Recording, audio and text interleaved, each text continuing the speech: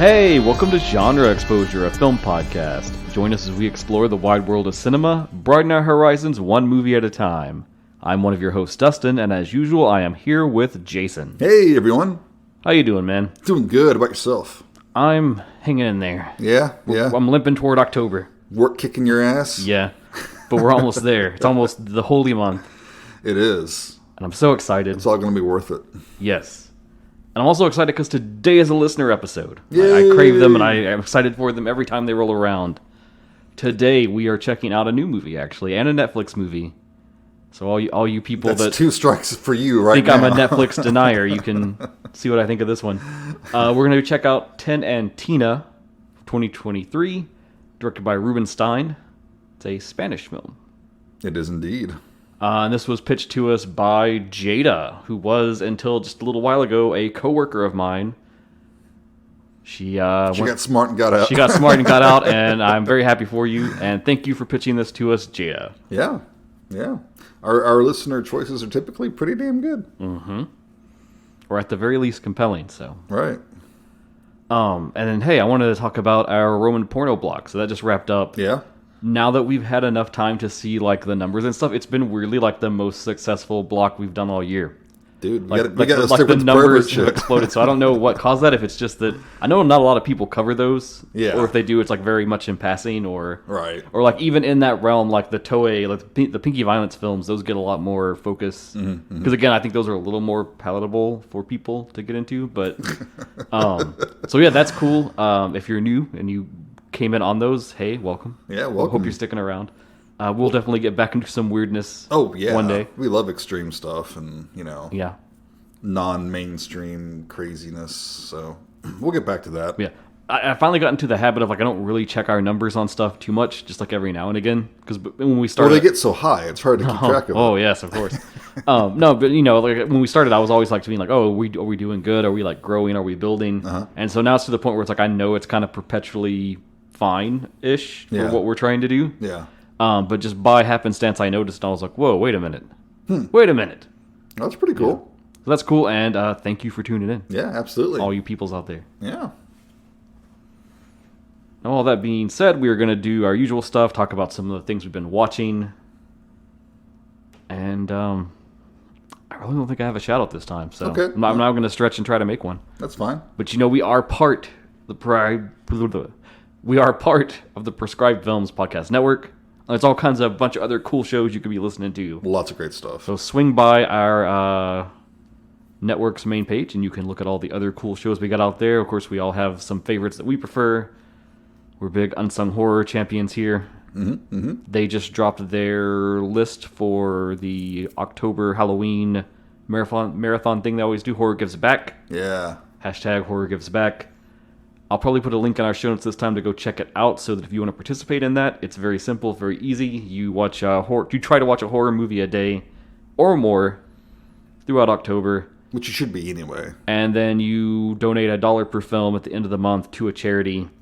Any charity you want, they always pick one. I think they're doing the Best Friends Animal thing again this time. Great charity. Yeah. I'm there for that. Absolutely. That's awesome. I may try to do that. Yes. Cool. So, have you a movie to discuss? Would you like to go first? Do you have just one, or do you have two or three this time? I've got two. Of course you do. Okay. So yeah, I can go first. Sure, why not? Do it. So I finally got back on track with the Shaw Brothers stuff, because I was supposed to go through that second Shaw Brothers set. I keep looking at it, and it's so daunting, and it scares me off. And so I finally popped in the first disc, and I think I want to preface this with my conversation I had with you guys, because I was like, hey, I popped in the first disc. Do either of you know if the 36th Chamber of Shaolin is like a good movie or not, or is this going to be like a dud? And then Michael in our chat was like, no, that's like one of the greatest martial arts films ever made. Yeah, it's a bona fide classic. I was like, oh, okay. And then, like maybe 15, 20 minutes in, I was like, oh, no, this is like one of the greatest martial arts movies ever made. Yeah, it's seminal. It's so good. It's so iconic. It's like the perfect distillation of the idea of doing like the training arc of like you go off and go through all these different trials and things to build up and become more powerful. And it's just so many like tropes and ideas that I've seen in like 1,000 other martial arts movies, but then you trace it back and it goes back to here. So it was so good and so interesting, so entertaining. so much good like martial arts action and choreography. Yeah, if you're a kung fu fan, this is one of the ones you have to go back and see if you haven't. And even on like really modern stuff, like I know in the intro it shows him training with like those arm rings, and I was like, oh, dude, this is basically just like how they did the 10 rings for Shang-Chi. Yeah. In the new Marvel movie. So I don't have a lot to give to the conversation on this one other than to say it was super awesome. I was really blown away by it. Sometimes things are just iconic classics because they're just that good. And yeah, this one brought it. And those will probably be hitting the Arrow channel, the streaming channel, because the first box set did. Oh, did it? So After so long? If you subscribe to Arrow, you're probably going to be getting those soon. And you have no excuse to not watch them. And I think next up is the sequels that it had. I know it has at least like 2 like directly named sequels. I've heard the next one's more comedy, so I don't know how I'm going to feel about that. Yeah, I'm very picky when it comes to my comedy in a kung fu movie. Like, Jackie Chan does it right for me. Mm-hmm. But then people like Stephen Chow, it's just a little too... it gets a little tiresome for me. But it depends. To each their own. And I also was very intrigued by, and I need to look into this more, but there's apparently a whole continuity of, like, this film and several other films. They're all kind of about the same, like, historical event that happened. Had to do with, like, the Shaolin Temple and it falling, and then, like, its students dispersing out and, like, training up different people and stuff. Yes. Apparently there's a whole, like, watch order you can do of, like, all these different films where it's kind of like the whole chronicle of that saga. I was very intrigued by that. So you have dishonored my family in the Shaolin Temple. So I'm gonna keep charging forward. I may take a break when October hits, of course, but sure. Before the end of the year, I should sift through the rest of that. Now, the Shout Factory box sets, by the time we reach the end of the year, I think they're going to be on volume 3 already. Wow. So I don't know if I can wade through those for a book report, but yeah. You can do it. I have faith in you. So do you just have one film? I'll go ahead and do 2. Okay, you got 2? Oh, so I'll do my other one then. Okay. I was going to do a little like sandwich thing, but yeah, I'll do my second one. So we're going to switch totally different gears. We went from classic Hong Kong martial arts. Now I'm going to take you to paranormal documentary. So I recently checked out, brand new, just dropped out, The Unbinding. Mm-hmm. So gotta give you a little background, I think, to even set this up right. So This is by a sort of team of paranormal investigators that I'm quite fond of. Let me pause for just a moment. Yes. I saw this pop up on your letterbox, and I'm like, oh, okay, he likes this. What is this? I'll watch the trailer. I am dubious at best. Okay. I would love for you to watch it just to see what you think about it. But I will say this is like this isn't like Paranormal Show 101. This is like more advanced than say your Ghost Adventure kind of thing. All right, please continue. And so to set it up, it's like this like little group of like paranormal investigators that are of some repute at this point. Central to that is Greg and Dana Newkirk. They run a traveling paranormal museum where they kind of collect like what are supposed to be haunted or cursed artifacts, and they go around to all the different sort of conventions. They're like paranormal conventions or some horror conventions, or like hybrid where it's like there's the film stuff, but then they also have like the paranormal stuff too. So is this like for real? Like they really do this documentary? Okay. All right. Okay. I couldn't tell if it was a mockumentary or a documentary. No. So what they do, their kind of shtick for the stuff they've produced that I really like is that they give it a very like cinematic presentation to it. Okay. They try to do like interesting camera angles and shots. Right. They try to have like really good editing with everything, good musical score composition that's like blended in, so that even though it is, yes, it's like, which you may if you don't believe in any of that kind of stuff, then it's like whatever. This is a bunch of assholes like walking around being stupid, but right, that could be my problem. it has the presentation of like a professional film to it. Okay. Which again, if you compare that to say a Ghost Adventure show, right, that's just very bottom of the barrel as far as like production standards. Right. A bunch of guys with night vision cameras and stuff, like handy cams and so it's the two of them, and then they did a prior sort of like docu-series where it's like a multi-episode thing called Hellier, which is actually them investigating this thing to do with Hellier, Kentucky, city from our home state. That's right. Which kind of linked up with the whole story of the Hopkinsville Goblins, which is sort of our state cryptid, I would say. Yes. Of of note. There's several other ones, right? There's like the Pope-like monster and a few others, but and that's its own like thing. I think that's streaming on like Amazon Prime. So if you like paranormal documentaries, that's a whole thing you can get into. But this Unbinding, so this relates to their like little museum thing they do. And one day they got into a correspondence with these people that was like they were hikers in New York. They went into the Catskill Mountains and they found this little like idol wooden figurine thing. Okay. Looked like a little typical thing you could like go on Etsy and buy anywhere, except weirdly for no reason there were like nails driven into its eyes and it has a noose around its neck. Okay. They found it. They brought it home. Bunch of freaky, weird stuff starts happening. It scares them. They link up with Greg and Dana through like people recommending like, oh, you should talk to them. They like collect paranormal items. And they ended up being so scared that they were just like, hey, we're just gonna mail this to you, and you can take it. And what I like about them, and I respect and accept, Jason, that you might just be like, this is all just bullshit, whatever. That's fine. What I like about them is that they at least come from like a humble place in the premise of all of this, because kind of what their whole shtick is that like, to them, like these haunted objects and stuff that they collect, they think probably most of them, there's no real like paranormal thing going on there. If anything, it's like the intention and the focus of the person that thinks it is haunted is maybe making them experience something. Okay. Right? Right. Because that's what we've talked about that before, the idea of like magical thinking. You put out an idea, and if you focus on it and put energy toward it, one way or the other, it's going to happen. It's going to manifest some way, even if that's a trick of the mind. Mm-hmm. So they say like a lot of the stuff we take off people, we keep it in our home and it does nothing. We never see a single thing happen with it. It just sits on the shelf and that's all it is. Right. And that's probably all it ever was. But their angle is that then sometimes they do have experiences themselves once they get the object, and that's the part where they're kind of like, let's investigate this. So if you follow their story in this film and agree to go along with it, they start having a lot of weird experiences with it, and it becomes this thing of like, well, we need to like trace this back and figure out what it is.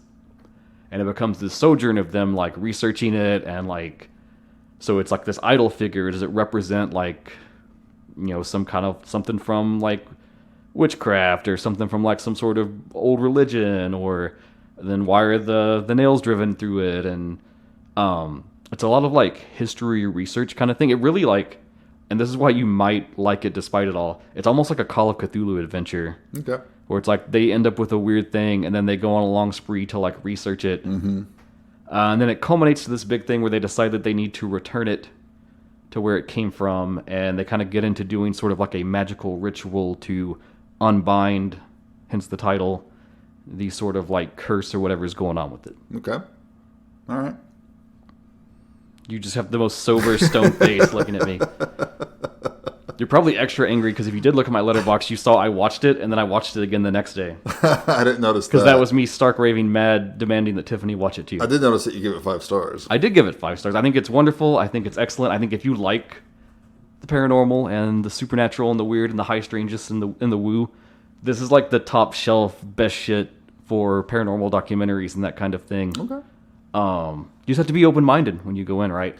And again, this isn't like 101, so it's not like they're not walking around with the night vision cameras and then there's a bump. And is someone there? And they're like, what was that, Give us a sign if someone's there. We recorded the audio and we will listen to it back in the studio. There was a voice that was under my voice. That wasn't an interrupting radio frequency or anything like that. It's actual research. It's actual, like, they come from a place of sincerity, I think, at least. So. Okay. And perhaps they do. Mm-hmm. Well, maybe I'll check it out and I'll give you my thoughts as like a pure fucking skeptic. Sure, that could be interesting. And they even do some neat, like, I guess you would say, what are like new developments in paranormal investigations, which are cool. Like, they do this thing called the Estes method. So I know you're at least generally familiar with paranormal documentaries. Sure. So like, there's like the spirit box, right? Mm-hmm. Which if you buy into that idea, it's like it sweeps radio frequencies, and they have the idea like, oh, a spirit could manipulate this to talk to us. Right. And even they admit, which is what I think most people would naturally think about that, is a lot of that is just like a trick of the mind, right? Sure. You're projecting what you think you hear. It's like backmasking in heavy metal songs. Yeah. But so some of the people they've worked with, they came up with this whole idea to kind of do like, it's almost like the idea of like mediums channeling spirits, So it's this whole thing where it's like you have the spirit box, but it runs into like a pair of like studio isolation headphones. Like if you were like a drummer and you were going to record in the studio, so you don't have there's no sound interference at all. Right. And so you blindfold a person, put them in those headphones, and then you have like a independent thing of like you have the person in the room like doing all the questions like, oh, is there a presence here? Blah, blah, blah. And then the person that's hooked into that, they're just calling out anything they think they hear in it. And then like it makes a sort of like, it's almost like a mediumship thing, but like automatically in a sense. Okay. It's very weird, but it's very interesting. All right. Yeah. I don't know if we've ever really delved that deeply into my interest in the paranormal, so... I know I know you have that interest. And I mean, I think I have an interest too, but I'm just so fucking skeptical, you know? Okay. And I just never seen or heard anything that makes me give any credence to any of these stories. Interesting. So. Maybe that's why we've become such good friends. We have a real, like... Mulder Scully thing going on here. And I do feel the sexual tension between us. Well, so it's there. Ooh, boy. All right, so that's the Unbinding. You can rent it on Amazon. It's like $5. Mm-hmm. I guess if you're a skeptic, that might be a big investment. I'm surprised it's not just on Tubi. So I say if you are curious about them, though, because I do give a lot of love to them. And they also have their own podcast called the Haunted Objects Podcast, where they talk about these stuff in their museum. And it's really interesting because it's more of like the history. Like they have stuff like they have old things from like the 20s when there was all the like the table tipping and all that stuff going on. That's cool because I dig the history, you know. And they talk about the history, and they even talk about like the fraudsters, like how they would do these tricks to like fool people and stuff. So that angle's cool. That's fun. I like that. I like the real provenance and history of these things. So if you don't want to lay down any money on these guys, just off my word, maybe check out their podcast, or you can cycle back to Hellier because that is streaming free on like everything, I think. So cool. All right. Now, what have you been watching, my friend? Okay, well, we'll get the bad one out of the way first. Did you ever see the movie The Reef? It's a shark attack movie. No, because I'm not big on shark movies. That's right, you're not big on shark movies. I knew that. Well, it came out in 2010, and it was pretty effective, low budget. Its big gimmick was that these people run aground on a reef. They're in like a small yacht. It starts sinking, it capsizes. They have to swim to the island or stay on top of this capsized boat. Okay. So most of them decide to try to swim. So the whole thing is that they're in open water and they're being stalked by a great white. Mm-hmm. So it does a pretty cool job of integrating like real footage of great whites, making you think that it's right there with them. That always helps. That. Yeah, and it's pretty good. It's intense, good movie. Not a classic, you know, but a fun movie. So 12 years later, for some reason, they decided to make a sequel. Oh. And let me double check. I do not think it is the same people. It is. It's the same person. That's disappointing. The Reef Stalked is... Oh, that's an awful name. Yeah, it's pretty bad.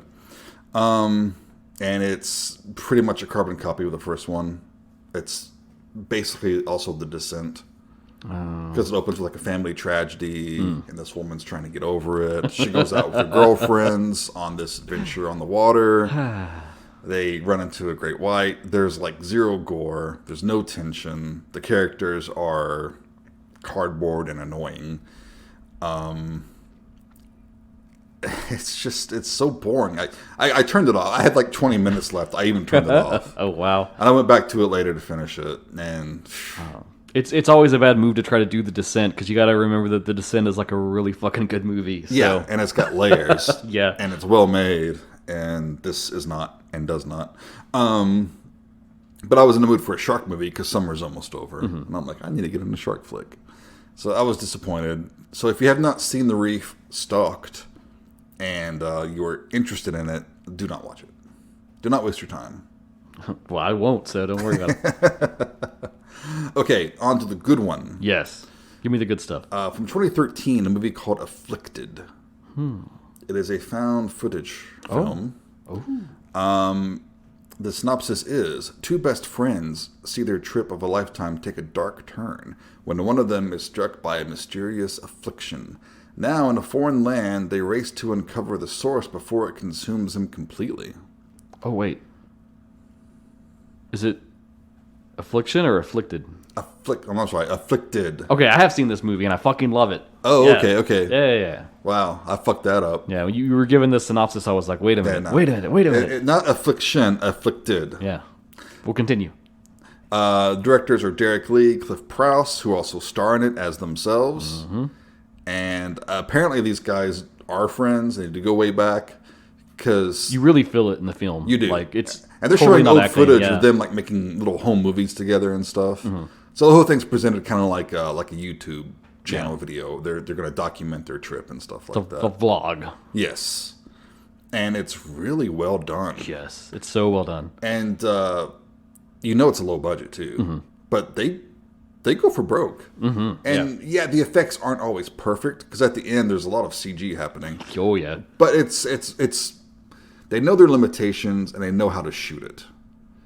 And it's never distracting. Like any of the questionable CG never pulled me out of the movie. Mm-hmm. Because it's got a good story, it's got good characters, you're invested. I don't want to say too much about the movie. Mm-hmm. I think most horror fans will be able to tell kind of what's going on early on. Yeah. But it's fun going along with them trying to figure out what's happened. There's a comment I really want to make, but I can't because it spoils the twist. And I don't want to spoil this movie.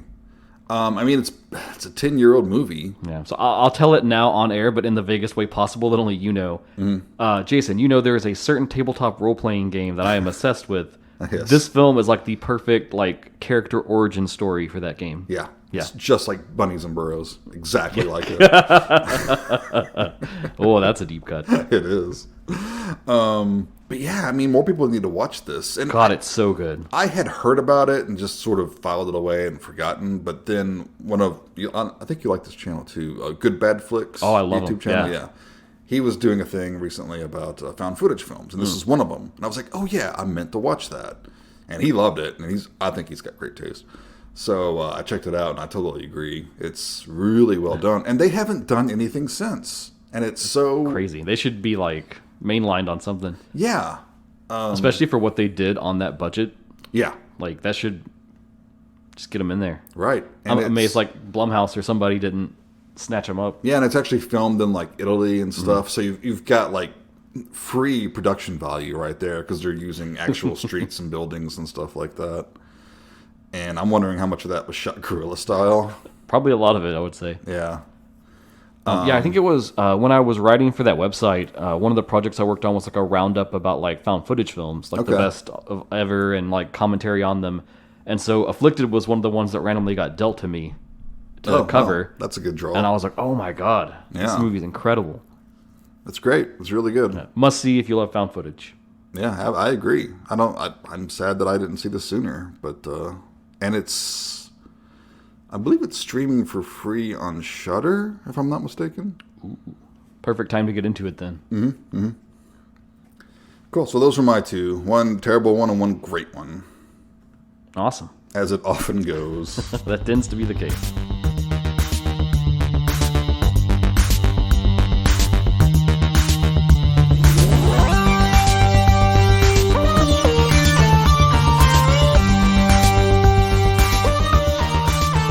And we are talking about Tarantino, new movie, 2023.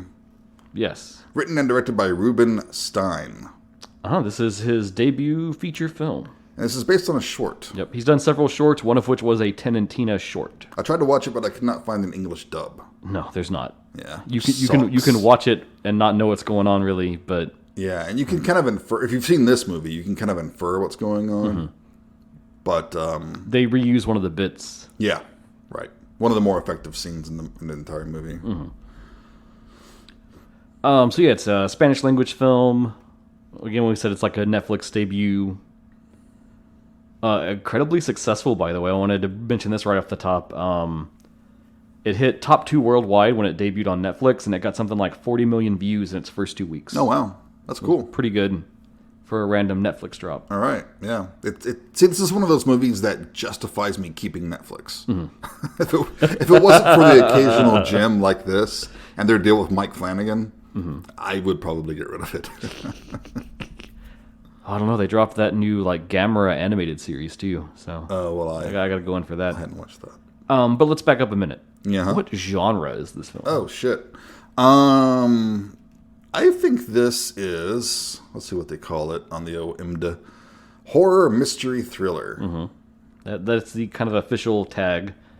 I think it's worth clarifying a little bit to say religious horror. Is definitely an element. Mm-hmm. And on that thriller part, definitely psychological thriller. Yes. Agreed. And I almost want to give it the old art house tag, but I don't know if it quite goes that far. I don't think it's art house. It teases at that line a little bit. I don't think this is elevated horror. You don't? I don't. I don't. Okay. No. Not to say that it's bad, and not to say that a movie that isn't elevated horror is bad. But I would not put this in that whole, A24. I got vibes a few times. I felt like it was pushing in that way. I mean, it's very well made, but yeah, anyway, we'll get into that. We will talk. And we will be spoiling this movie for you. Oh, yes. So. And I would say that this is a good movie to watch first. If you haven't seen this, go watch it. Come back, listen to us, disagree with us, get mad at our opinions. Tell us how wrong Dustin is. I've got complex thoughts about this film we got to get into. So, yeah. All right. A little more about Rubin Stein, just to tie that up. And those are two names. Rubin, yeah. First name, last name Stein. Rubenstein. Yeah, I get it now, yeah. Huh. Variety called him one of the 10 Spanish filmmakers on the rise. His short films before this have screened at more than 500 film festivals all around the world, and they've accumulated between them about 100 different international awards. So... he is lauded. And a promising new debut. So we will now enter that question as we go forward. Does this film carry that weight? Okay. All right. Well, we begin with a little definition of a word. Yes. Yeah. We get some info. Theophany pops up on the screen. And what does that mean?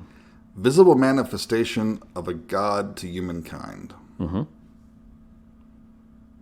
we don't know why we're being shown this, but it's definitely a put a pin in it. It's something they want us to know about. Yes. They want to make sure you understand this idea. And we open with a wedding. And we're in the 80s. We're in the 80s. It's Adolfo and Lola. Yes. Have gotten married.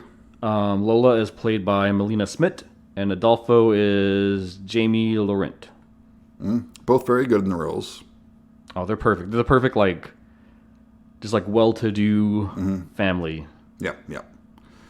Especially, I like Jimmy Laurent a lot. He's very charismatic. And he's another good-looking Spanish guy, and it's... I'm not going to say it's distracting exactly, but sometimes it was distracting. And I'm straight, so I don't know what's going on. Anyway. just a shame the personality, didn't match. We'll get into that. Yeah, we'll get into that too. All right. Yes, but they're having a wedding. It's lavish. It's very nice. You can tell they're well-to-do. It's a little later, but we learned that he is a pilot, and he's very well paid. Well, I think he came from money, too. Because Yeah. he said he grew up in the house that they live in, and it's a nice, huge... Oh, big mansion. Yeah, it's nice. But we get a lot of... Oh, sorry, go ahead. Very Star of David type manner. Yeah, you're right. Yeah. I wonder if that place had a basement. We get a lot of information pretty quickly. Yes, rapid fire. We learned a couple of things, that the bride is pregnant with twins, and that she has an artificial leg. Yes, she was in an accident when she was younger.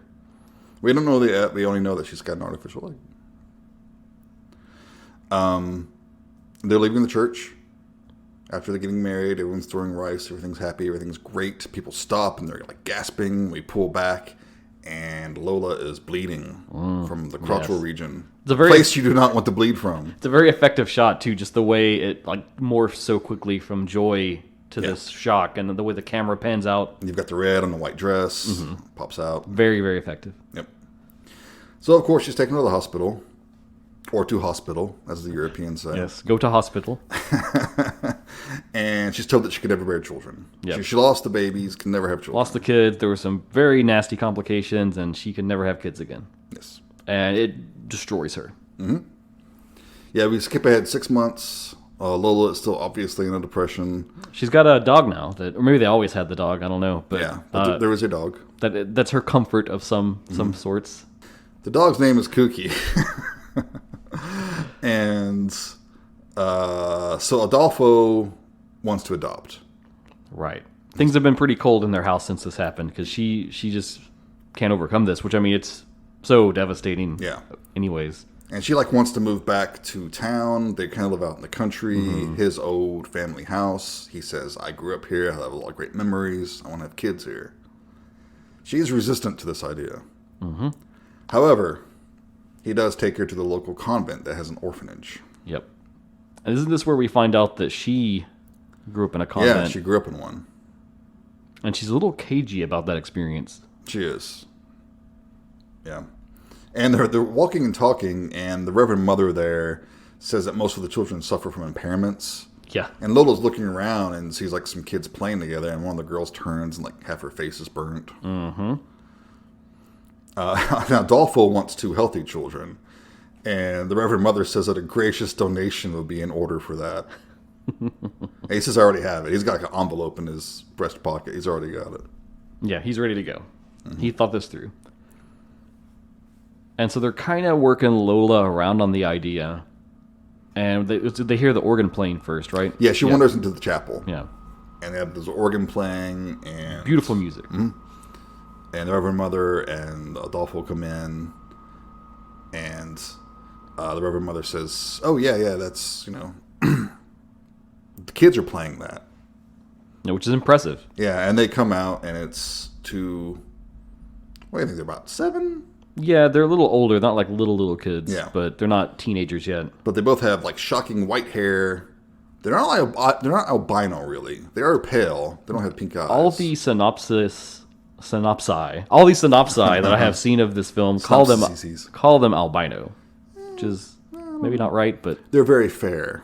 They're very Village of the Damned, is what very Village of the Damned, and I think that's intentional because I think that's supposed to set up an expectation in your mind that then they kind of play with. Yeah, that they are different. Mm-hmm. But yeah, this is our titular Tin and Tina. Mm-hmm. And they run down, and oh yeah, they're named after Saint Augustine. Yeah, I had a little bit of notes on this. Saint Augustine, he was alive from 354 to 430 A.D. He was a writer, theologian, and philosopher who, after he was turned to Christianity, worked as a bishop of Hapona in Argel, that's northern Africa. He's considered as father of the Western Church, and in 1295, Pope Bonifacius VIII named him Doctor of the Church due to the extensive work in life and writings about faith and religion. Mm. So very, very lauded individual. Yeah, and the Reverend Mother says that they were left at the doorstep. Mm-hmm. Just abandoned there. So, mysterious origin, don't know where they came from. The thunder claps, it's about to storm outside, and the kids scream. They say it's the wrath of God. Yeah, they're like, oh, it's the wrath of God. Yeah. Oh. And they run to Lola, and she's embracing them. Hugging them, yeah. And I love the look on Adolfo's face, because he wants nothing to do with these kids. No, they're weird. And I mean, his idea from the start is let's get a little baby. Yeah. It'll be like it's our child. Yeah, right? He says they're too old. Yeah. He also says they're not Spanish. Which also, good on him. That's a thing that I just have about, if you can't have kids, just adopt, man. Sure, there's so many needy kids out there. And, right. Agreed. But yeah, so he's not having it, and... He says they're too old and a bit strange. Yeah. And they really poured on the waterworks because they're like, oh... Uh-huh. Yeah, no one's going to love us. Yeah. Yeah, they say no one's ever going to love us and take us home. And, of course, that works on Lola. Mm-hmm. So before they know it, they have adopted these children. Yeah, because that's what Lola spends. Is she's they're 2 kids. They're looking for parents and love. And we're 2 people that want to be parents. And we're looking for kids to love. So it's we can fill that role for each other. Right. Which makes sense on paper. Sure. Until you factor in the Village of the Damned. Right. I mean, Adolfo's not wrong. They are a bit strange. And on the ride home, they're listening to pop music on the radio and stuff, and the kids say it's satanic. They don't like it. So it turns off the radio, and they start singing a religious hymn. I was getting real hometown vibes on some of this stuff. A little too close to home, did it? But yeah, they're really good singers and apparently good musicians as well. So they do a jaunty little hymn, and you kind of get this picture of maybe they can all be happy together. Yeah. They get to their house, and they're introduced to Cookie, the dog, who barks at them. Yeah, he wants nothing to do with them. Nothing to do with them. Which, again, kind of brings us to that supernatural angle. Yeah, it's a red flag. Yeah. Dogs know when a person's bad, right? They bark at them. Of course they do. And I wrote in my notes Unless you slather them in peanut butter first, and then, as we learned last time. I think it was butter. Oh, boy. Are we just supposed to not acknowledge the Roman pornos now, going forward? No, now that we're past that? No, we can reference them. Okay. Nothing like that happens in this movie, just so you know. Yeah. Don't worry about that. But I wrote in my notes here after the dog starts barking at them that this dog is not long for this world. I think as we were watching it, I was like, "Oh no, they're gonna kill the dog, aren't they?" Mm-hmm, mm-hmm. But if you watch the reasons why it's rated on Netflix, one of them says animal harm, something like that. So I was ready for it. Lampshaded, wow. Yeah. So again, if that's a sort of trigger for you, this movie will probably trigger you. So, and I'll just say it now before we get to that scene. It's pretty intense. You don't see anything, but it's emotionally pretty intense. Yeah, I like what they don't show, but when they do show stuff, it's like, ooh, yeah, it's a gut punch. Yeah. So we get a little bit of like the start of their family life together. There is a nice another little breadcrumb, little drop here. Yeah. The kids are asking about, they seem very interested in how close the convent is. Yeah. They're like, how far is it, Dad? How far away is it? Yeah, and they're already calling them Mommy and Daddy. Yeah. And he's like, oh, I don't know. You probably walked there in like 20 minutes or something. Yeah, he says it's about probably 6 kilometers by foot. Yeah, file that away. Yeah, and they're kind of like, oh, okay. Yeah. And then he's like, why do you want to know? And they're like, oh, we're just curious. Yeah, we're just curious. We're just creepy little alien children. So yeah, Adolfo's talking about how glad he is, happy that his wife is smiling again. Mm-hmm. And the kids go run off and explore the house. Oh yeah, and this is our first little weird interaction we get because you hear them in a room and they're jumping on beds, it sounds like, and laughing and having a good time. Yeah. And so Lola goes to look for them to, I'm going to play with the kids. Right. That's what we do now. And then she realizes they are in the room they had prepared for their baby. Yeah, they're like pretty large cribs that they're jumping up and down in. And it kind of gets to her. Yeah. And this is where we get a little bit of, I think, the psychological thriller, because you can tell there's something a little off about Lola. Mm-hmm. Well, I mean, understandably. Mm-hmm. She had to use traumatic. But it seems more than the depression, trauma from the miscarriage. Sure. Yeah, she says this isn't your room. And they say, sorry, Mommy. Yeah, it's interesting. It feels like she's going to snap on them. Mm-hmm. And then it's like she manages to kind of pull that back. Right. And fade it off into being like, oh, well, this isn't your room. Yeah. And probably the most disturbing thing of all in this entire movie, we realize they've never seen a television before. Yeah. It's funny to hear Adolfo explain it to them, too. Right.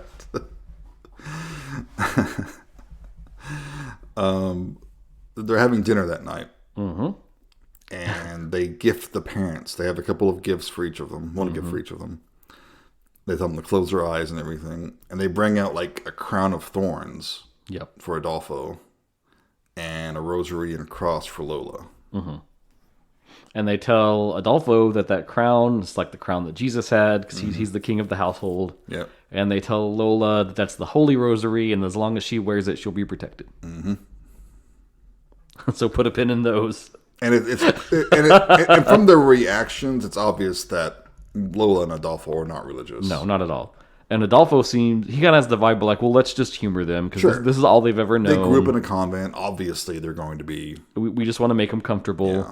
But Lola has a harder time with that. Mm-hmm. And this is where you start to kind of make connections in the back of your mind of like, well, she was in a convent, so her experiences must not have been so positive. Right.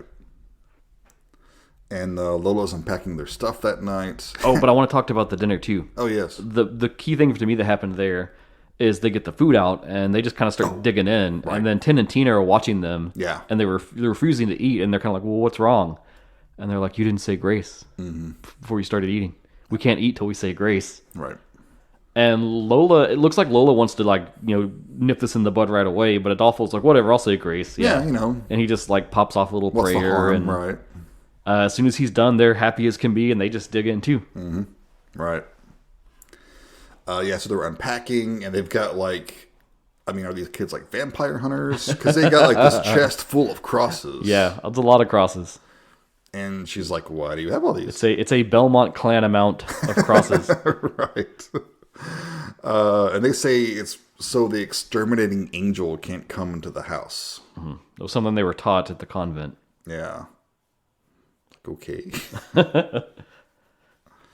Never came across that in Sunday school. But, that's sounds like a Slayer lyric or something. Every denomination's a little different. I understand. And that night, Lola takes off her cross too. She's not wearing that shit. Yeah, she's like, "This is dumb. I'm throw it in a little drawer and forget about it." However, as the days wane on, we start to notice that they put the crosses up all over the house. Mm-hmm. Just make it a little homey for them. Yeah. And the next morning, she is woken up by the sound of rocks on her window. Yep, she's trying to sleep in. Yeah, she's used to sleeping in. But the kids are out there and they're using slingshots to shoot pebbles at her. Which window. The slingshot, the handle is a crucifix. Yeah, they just took the Christ off of the cross and used the arms for the slingshot. And Tina asks Lola if she believes in God. Mm-hmm. Yeah, she's very pointed about it. Mm-hmm. And they're all having breakfast, and Tina says there's a way of seeing God. Oh, which notably too, Adolfo splits at this point. Yeah, he's already off flying. He's got a flight he has to make, and he's gone. So it's just Lola and the kids. Yep. And they say there's this way you can speak to God, and you can you ask him a question or get an answer out of him, and we'll show you. If you stay seated. Mm-hmm. You have to promise to stay seated. No matter what happens, you can't get up. Yeah, so Lola's going to humor them, whatever. And Tina kind of disappears off screen for a minute, comes back, you don't see what she's got, and she just puts this bag over her brother's head. Mm-hmm. And starts to fucking kill him. And Lola starts like she's going to get up, but then I guess she remembers her promise. I don't know. Well, they tell her, they're like, "Oh, Mom, you said you wouldn't get up." Right, okay. This begins some of my issues, and this could be part of Lola's psychology, but wouldn't you get up and stop them if kids were doing this? Wouldn't you would break your promise, because she is obviously, you would hope so, suffocating this kid with a plastic bag. Mm-hmm. Why doesn't she get up and stop it? So I have several thoughts on that. Mm-hmm. Thought one is it could be a psychological thing, because I think as we go further in this film, we're going to start to wonder how much of anything that we've seen actually happened, or in what way did it happen that was maybe different than what we saw. That's point one. Sure, she's pretty much our point of view character. Mm-hmm. Point two is we know she's kind of got this negative emotion toward religion. So when I first saw it, before I got further in and got more context to think about it a little bit more, my thought was maybe she's just kind of testing them, seeing how far they'll go. See how far they'll go, because to her it's well, nothing's going to happen. You're not going to see God, and you're just kids being dumb. Mm-hmm. So it's kind of almost like a stamping the foot down and be like, well, fine, do it then. Right. You're going to do it. Okay. Could be. After a few seconds, you see Tin pointing at nothing. And he's kind of making these muffled sounds, too. Yeah. And Tina takes the bag off his head, and he tells Lola that he asked for a miracle for her. Mm-hmm. Yeah, because they had asked her a little bit about why they don't have a kid, and they explained about the miscarriage and stuff. And, right. And they tell her oh, well, you could just pray to God, and he'll make you have a baby. He'll let you have a baby. Right. He'll just make a miracle, and it'll happen. Sure. Why not? And then she's like, there aren't miracles. That doesn't happen. You can't just pray and get what you want. Right. And then another extremely unlikely thing happens: the food fight. Yeah. They're throwing jam at each other and it's getting everywhere. And Lola seems okay with this. And it's all over the walls and shit. And I'm like, fuck no. Who would let this happen? They're precocious kids.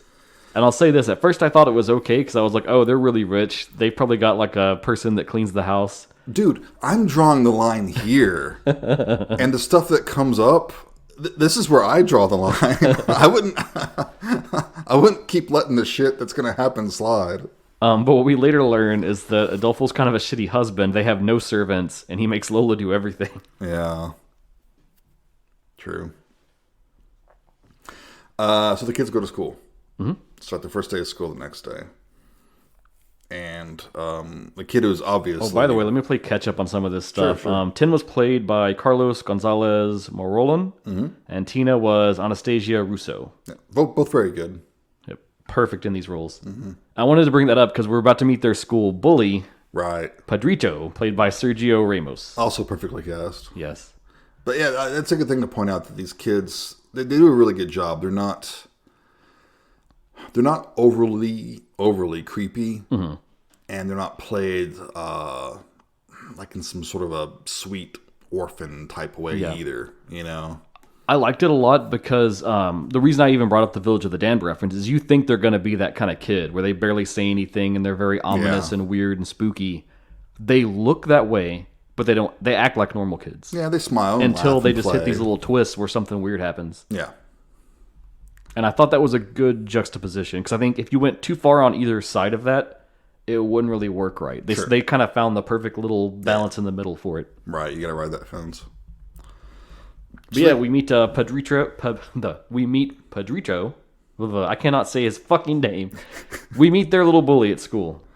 Pedrito. Yes. And he says they look like a couple of Draculas. He calls them the children of Dracula. Yep. And we find out they don't know what the fuck that means. They don't know what a Dracula is. They're like, what does that mean? Once again, religious education has failed these children. They've never seen a TV. They don't know who Dracula is. What the fuck? Well, I mean, horror movies are bad, so... Right. Can't watch those. But they quickly learn. Yeah, I love this because it's in the evening after school, and they're watching TV, and it's like a classic like horror host show. Yeah, it's one of the old creature features. Yeah, they're playing Nosferatu. Yeah. Which was the first adaptation of Dracula, as I'm sure everyone listening knows. But they're asking Lola... There's like one person, they're like, what? They asked Lola why they're different from the other kids. And she says that she's different too. So she shows them her, artificial leg. And she says that she lost it in a fire in a camper. She and her parents were out camping, and there was a wreck, and her parents died, and she managed to get out, but I guess her leg was burnt so badly they had to amputate. And that's presumably how she ended up in a convent. Yes. Which brought my mind back to the burn girl that she saw before. Yeah. That must have reminded her of herself. Yeah, I thought that was why there was a focus on that, because it was like a trigger for her. Right.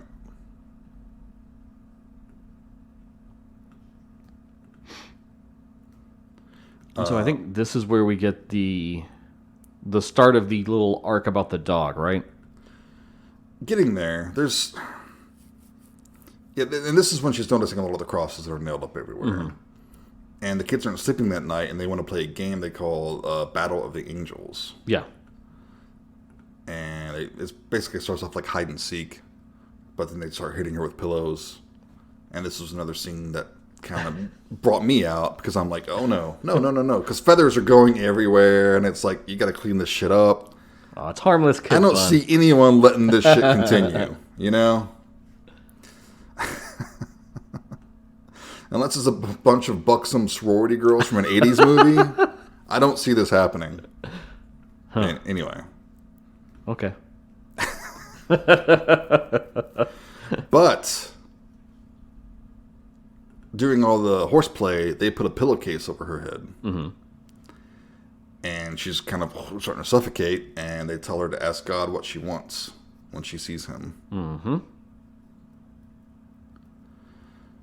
And which at this point you're kind of wondering, like, did they teach them this at the orphanage? Because where'd they get this from? That's a good question. Yeah. That's a very good... Is it something they came up with themselves? Did they misinterpret something from the Bible? Because we kind of glossed through it, but when they visit the convent and they're talking to the mother there, she does mention they're very strict. Their style of, like, teaching the kids and stuff. True. Which we'll come back to that later, but... they take the bag off, and she's like panting and everything, and Adolfo's there. He appears in the doorway, and he says that the kids need some serious punishment, but she kind of defends him and says they're just kids. You know, just kids being kids, you know, how you just try to suffocate people. People to death. That normal stuff. Happens. And that is also something that should not be left to slide.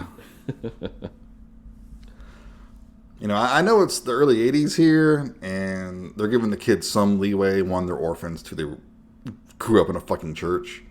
But man, I mean, trying to suffocate people, that's not cool. You know, you don't want to let that sort of behavior continue. But the kids say if they've done something bad, they deserve to be punished. Because that's how you reach salvation. Yep. And during this scene, like, Cookie is with Lola, but the dog's getting agitated by the children, and she snaps and bites Lola's Adolfo hand. makes them come up there to apologize to her. Right. If they're not going to punish them, then they have to at least apologize. And she's up in the bedroom with the dog, yeah. And the dog kind of turns and bites Lola. And pretty nasty bite, too. Runs off, yes.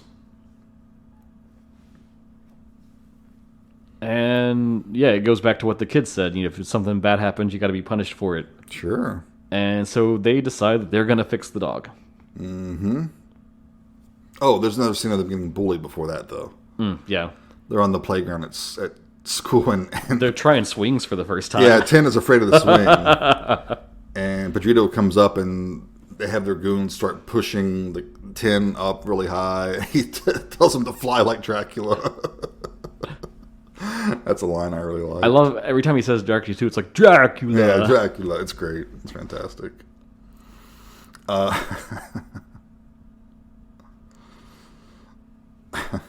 Oh yeah. So the kids, and that night they're watching the creature feature, and Lola and Adolfo are sneaking upstairs. Yeah, they're obviously feeling a little frisky.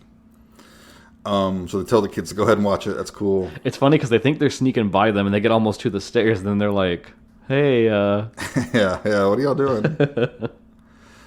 But while they're going at it, Tina sneaks into their room, sees what they're doing. They're under covers and stuff. You know, the other funny thing too is that we see them in the hall first, and they play rock paper scissors to decide who has to go in there. Right. Loser has to go in. But she kind of crosses herself when she sees them under the covers. And she grabs, like, I'm not sure what it is, but it's Lola's medicine that she's been taking. She has a little, like, dropper. I guess it's some sort of a sedative or something. I think so, yeah, because we see earlier she puts it in her coffee that she has. Right, yeah. See, I grilled Tiffany about that, but there wasn't enough info to go off of to figure out, so. Right, yeah, I'm sure it's just some sort of for her nerves. Yeah, so they put those creepy masks on. Adolfo was showing them some earlier, saying they were from China. Which, buckle up on that front. Yeah. And they put that medicine in the dog's food, and the dog eats it. And then we see them dragging the dog into the house, into the living room, in front of the sofa. And this is where the camera kind of stays locked. Yeah. Luckily, the back of the sofa is blocking our view from what's going on. It locks at an angle where you can't see what they're doing at all. You can only hear it. Yeah. Yeah, they like get out a bunch of kitchen knives and like a pizza cutter and stuff like that, and they're trying to pick which one to use. It's funny because Tin wants like the tiniest one. Yeah. And she's like, no, you can't use that one. Yeah, you gotta use a bigger one. And she makes him end up, dual wielding like a knife and a pizza cutter? Yeah. But she takes the biggest knife for herself. Mm-hmm. So luckily we don't see this part, but they operate on the dog. Yes. As you would if you're a weird fucked up kid. And they said something about like taking something out of the dog and they put water on it. They're going to bless it. And then they're putting it back into the dog and Tina's sewing it up. Which they had set up a little thing about that too, because in one of their little incidental scenes, Lola likes to sew, and she teaches Tina how to. Right. And they find out that she's really good at it. Yeah. They seem to think that Lola will be very happy about this. Yeah, because they're cleansing his soul. That's what they're doing. So he won't be bad anymore. And they decided to just watch TV until she gets up. Which takes a while. Yeah. There's that nice creepy shot where they sit on the couch to watch, and we still have that same locked-in perspective. And their masks they have pushed back on their heads, so it looks like they're looking back at us with their masks while very looking effective forward shot. to the television. Yeah. I got another thought of the whole Yanis thing that we brought up during Open Your Eyes. Oh, yeah. Yeah, the dual faces. And right now, while we're here, I wanted to talk about The score in this film is really cool. I actually quite like the music. There's this main title thing that's like this humming, kind of like I think it's really, really good. It gives me like Silent Hill vibes. Okay. Yeah. It was composed by Jocelyn Pook, which I don't think I've recognized her name from anything else. But yeah, I thought it was like really effective and really blended in with the film well. Okay.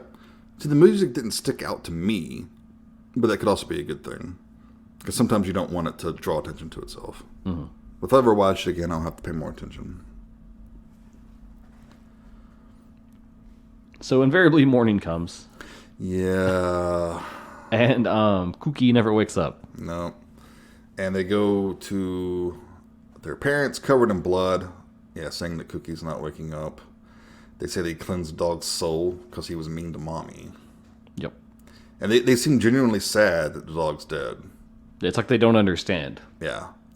And Adolfo's saying it's an accident. They didn't know what they were doing, while Lola just is bereft and is crying over the corpse of and this is when they show the dog. Yeah. And she's like laying next to it. And it's a very, it made me think of Hereditary. Do you know the scene where it's like she's grieving and it like cuts through time? Yes. It's almost that sort of moment. Yeah. Ooh, it's rough. Because it jumps ahead a bit and she's still grieving over it even then. Mm-hmm. And once again, I have to say, at this point, when do you draw the fucking line? These kids have now killed their dog. This is not good. This is not normal. This is not healthy. This isn't... You can't excuse this. You know, these kids need some sort of help. Mm-hmm. And yeah, it was the early 80s. Maybe psychology wasn't as accepted as it is now. I don't know what the situation in Spain was, that point of view. True. Maybe you just didn't take children to the psychologist when they start killing animals. Well, I think notably one thing to focus on is that Adolfo pretty readily believes them. He does. That they're innocent and it was an accident. They seem remorseful. But that's forgiving a lot. And that's one of my issues with this movie. A lot of things are just kind of forgiven when, no, fuck that. You know? This is really where you would draw the line. These kids would be going back to the orphanage or to a doctor. Well, she wants them. Something. She wants them to go back at this point. Yeah, but Adolfo fights her on it. Right. I mean, I don't see. It's just too stubborn. Maybe he's come to love the kids. I don't know. I mean, we do see them playing together and being loving and things like that. But I mean, they just killed your dog. Yeah, I think it's the first time he's gone on a flight. We see the back end of that at one point, and it's like they're with Lola doing stuff, and then he comes in the door and they immediately abandon her and go running, and they're like, "Oh, Dad!" Yeah. But yeah, later on, Adolfo's gone flying again. Lola hears the kids kind of moaning and crying out. She goes to check what's happening, and they're coming up the stairs on their knees. Yep, and they're in extreme pain for some reason. Yeah, and she finds out they've taken cutlery and like wrapped it around their knees, and they've been walking on it. I got real Saint Maud vibes here. Yeah, for sure. Which I actually think this would be a good companion film to that in some ways. Mm-hmm. Yeah, it would be. And she's cleaning the wounds, and she says there's not going to be any more penance in this house, and tells them it won't resurrect Cookie. Yeah, because that's what they were thinking. They thought if they did an act in penance, it would make up for what they did, and God would bring Cookie back. Yeah. And she tells them that religion's a fantasy. Mm-hmm. Which they don't really take that well. No. But they say that they believe in one day, so will she. Yep. They seem pretty sure of that. So we get another kind of time jump. Mm-hmm. It's New Year's Eve.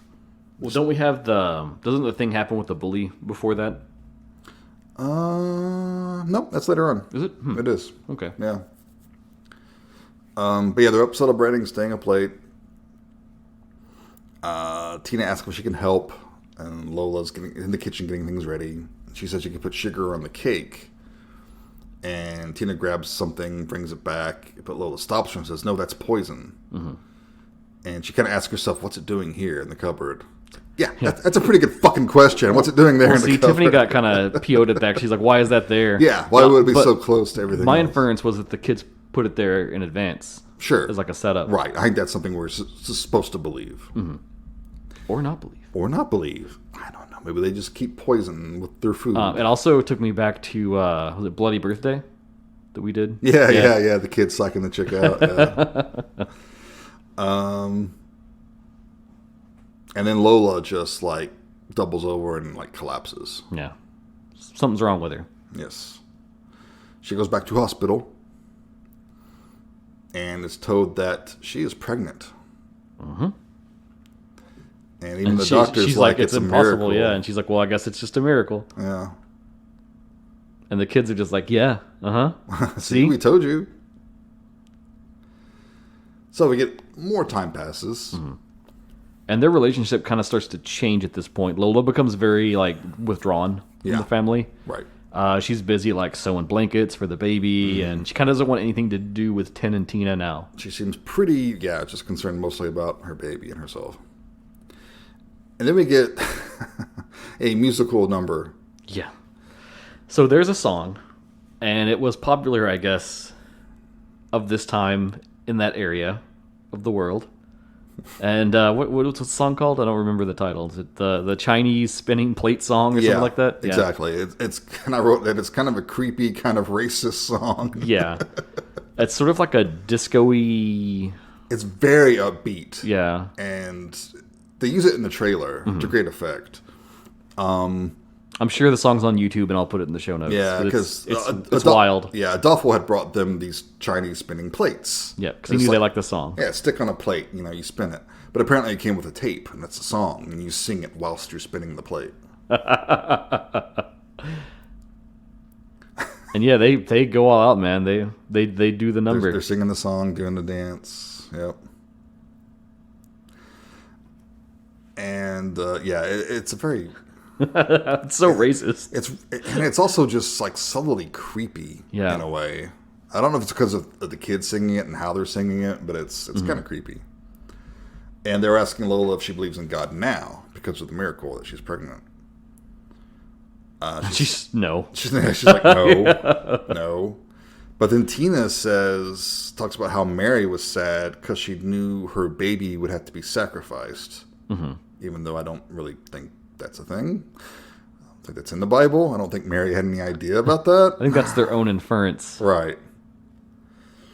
And they said they would be sad if their baby brother had to be sacrificed. Mm-hmm. Another big warning sign right there. The red flag store is running low. Seriously. It's like, no, time to get rid of these children. This is where we get the Pedrito thing. Yes. They go through communion at their school. Yep. The first communion for the kids. Mm-hmm. Mm-hmm. You know the nice part where everyone gets together and decides they're going to eat the flesh and the blood of the blood of a person. Yeah. To be blessed. Yep. And as we were watching this scene, I mean, you've seen this in other movies before, of course. And I don't know why it struck me this time, but I was like, a lot of the stuff that happens in Catholicism, and I'm sorry if you're listening and you're Catholic for what I'm about to say, but really no different from doing like a magic ritual. No, it's when you get down to it. It's all magic. It's all like the intention, and you're doing a specific ritual to focus that intention. And transubstantiation is magic. Now, it comes from a holy place, I guess, but it's still magic. Mm-hmm. But Pedrito's giving all the kids a hard time. And the kids say that he's blasphemed and he's going to be punished by God. Mm-hmm. And then we get to the church. They're starting the whole service and all that thing. And the church, Lola is kind of nervously looking around for the kids. She doesn't see them. Yeah, they're not there. But she does see a distraught woman also looking around, who eventually gets up and leaves. Mm-hmm. And then it's revealed that the kids were the ones playing the organ. Which has been going the whole time. But then Pedrito comes in, and he looks kind of bloody. He looks pretty fucked up, yeah. Yeah, and he just collapses. And he falls into a coma. We learn that he fell off a cliffside. Yep. Conveniently. Yep. And this happens while the kids are also receiving communion. Mm-hmm. And Lola just straight up asked them later if they had anything to do with him. And they just said that they will pray for him. Mm-hmm. That's all they say. How Christian of them. Yeah. Thoughts and prayers. And she does talk to Adolfo about this suspicion too, and he is just like, whatever. I don't think they did it. They're fine. They're just weird. Oh, and when Lola's talking to them, there's this cool shot where they're in the hallway, which is in her bedroom. Yeah. And we're just seeing their faces reflected in mirrors. Mm-hmm. That was interesting. Yeah, more double imagery. Because it's like she tilts her little desk mirror. Instead of looking directly at them, she tilts her makeup mirror to see them in it. And we see her face reflected, and we see their faces. We're seeing the back of them, but their faces are reflected in another mirror. It was very clever. Yeah, it's nice. Yeah, and then Pedrito's mother calls. Mm-hmm. Because she thinks Tin and Tina had something to do with it. Yeah, she does. She says that Pedrito was seen lagging behind with Tin and Tina. And she suspects they pushed him off the cliff because she knows that she even says that he's no saint. You know. Yeah, she says, I know he's no saint. I know he gives the other kids hell and stuff. Yeah. And he probably did deserve it in a way, but, it's still upsetting, of course. Mm-hmm. So Lola finally decides to do something and goes back to the convent and talks to the Reverend Mother. Asks her if they were ever violent. Yeah, she's like, I think there's something wrong with the kids. Yeah, Took a while. And this is where we get a little more insight into kind of the style of this convent, because there's a big plaque sign up above her desk that she's staring at before their meeting. And it's the old, spare the rod, spoil the child. Yep. This church is obviously big into the whole suffering thing. And you can tell it really puts off Lola. Oh, yeah. So that was where I started to wonder, did she go to a similar type of convent? Mm-hmm. Does she go through the same sorts of things? Right. And she's basically getting preached at by the Reverend Mother. Yeah. And Lola says that there isn't a God. And the Reverend Mother says something about how absence is presence. Mm-hmm. That's how he proves existence by his absence. Okay. Well, that didn't work for you. I guess it worked for some people. And that's fine. That's fine. Yeah. I believe everyone should believe the way they want to believe. But, I'm going to call bullshit on certain things. I'm sorry. So Lola... That's a bullshit answer when there's a kid in a coma, man. Come on. Right. Lola sneaks into the kid's room that night and finds a couple of drawings. Mm-hmm. Some rather disturbing drawings. One of them killing the dog. Mm-hmm. And another of them shooting their slingshots at a bloody Pedrito. Yep, who's down in the rocks. Yeah, and they got little word balloons above their head with Bible verses.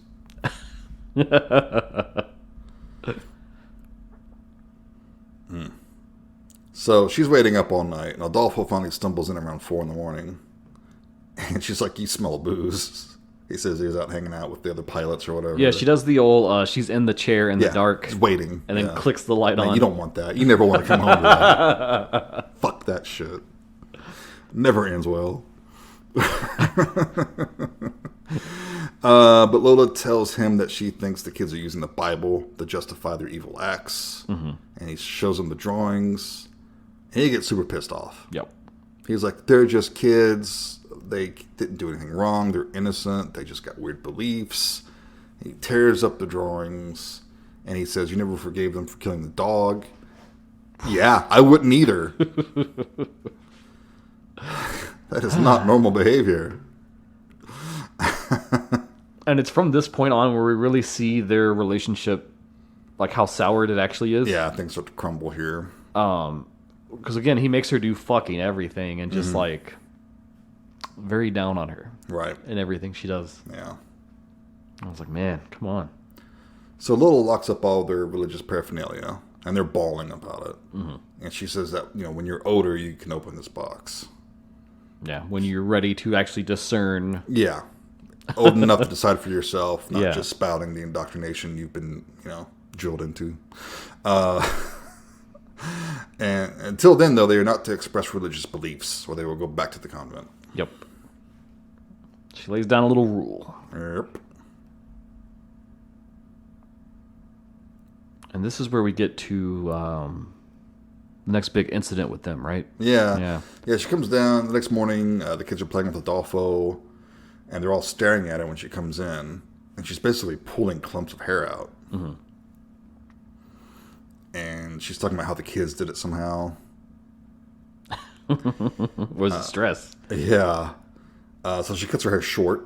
Yep. Did this remind you of anything? Yeah, it's very Mia Farrow, Rosemary's Baby look going on, which I think is intentional. Oh, it's absolutely intentional. Absolutely. I love how I love a reference like this where it's subtle. Mm-hmm. They're not like shoving it in your face, but if you know it, you get it. Right. Yeah, it's kind of shorthand, and it can be used to prepare you for something, get you thinking about something, or mislead you. Or mislead you. Yeah, exactly. So she calls Pedrito's mom and finds out that he died 3 days ago. Yeah, she wants an update, and she's like, an update? He's dead. Mm-hmm. But 3 is an important number because Christ rose after 3 days. Mm-hmm. How observant the Trinity. Of you. Yeah. 3 is a magical number. It is, very much so. So she's begging Adolfo to stay, but he says, I gotta go fly the plane. And in the morning, we see the kids pouring something powdery into the milk. Oh, yeah. I wanted to talk about her, like, milk drinking habits, because it was one of the funny things that stood out to me is, like, I know she's in a weird place, and she's got a lot of trauma. Sure. And I'm okay with that, but she fucking heats up milk on the stove to drink. Yeah, I mean, that's a thing. I don't know, man. You're supposed to, if you can't sleep, you're supposed to use warm milk. Yeah, I don't know. Yeah, that's what they say. I thought it was weird. Yeah, warm milk to go to sleep. It's this bitch stalking around the house drinking warm milk all the time. I don't know. That's not... Okay, that is not nearly as unusual as 2 children killing a dog. All right? This is what you flag? This is the part that troubles you? Well, yeah, because I understand how they killed the dog. Now, whether it was intentional or an accident, that remains to be seen, but... All right, so the kids are pouring something into her milk. Yeah. It kind of implies it's like the poison, maybe, because it looks the same as the sugar. Yeah, we don't see a label or anything. But she is tied up in bed. She wakes up tied up. Tied up with a Christmas tinsel. And they're trying to get her to drink. And I like that, too, how we cover a lot of time, but they're very subtle. There's no, like, title cards that tell us time has passed. Right. We just kind of know based on little contextual things. Sure. And 10 has his face painted up all creepy. Yep. And he's like singing the song to this game show they've been watching, which in itself is kind of creepy too. Yeah, you've seen it once or twice in like the little TV watching sprees. Yeah. And they're threatening to inject this liquid into her belly to give it to the baby. They want her to drink it at first, right? And she refuses to drink it. And then they're like, they wanted to feed the baby. Yeah, they got to make sure their brother or little sibling's going to be healthy. Mm-hmm.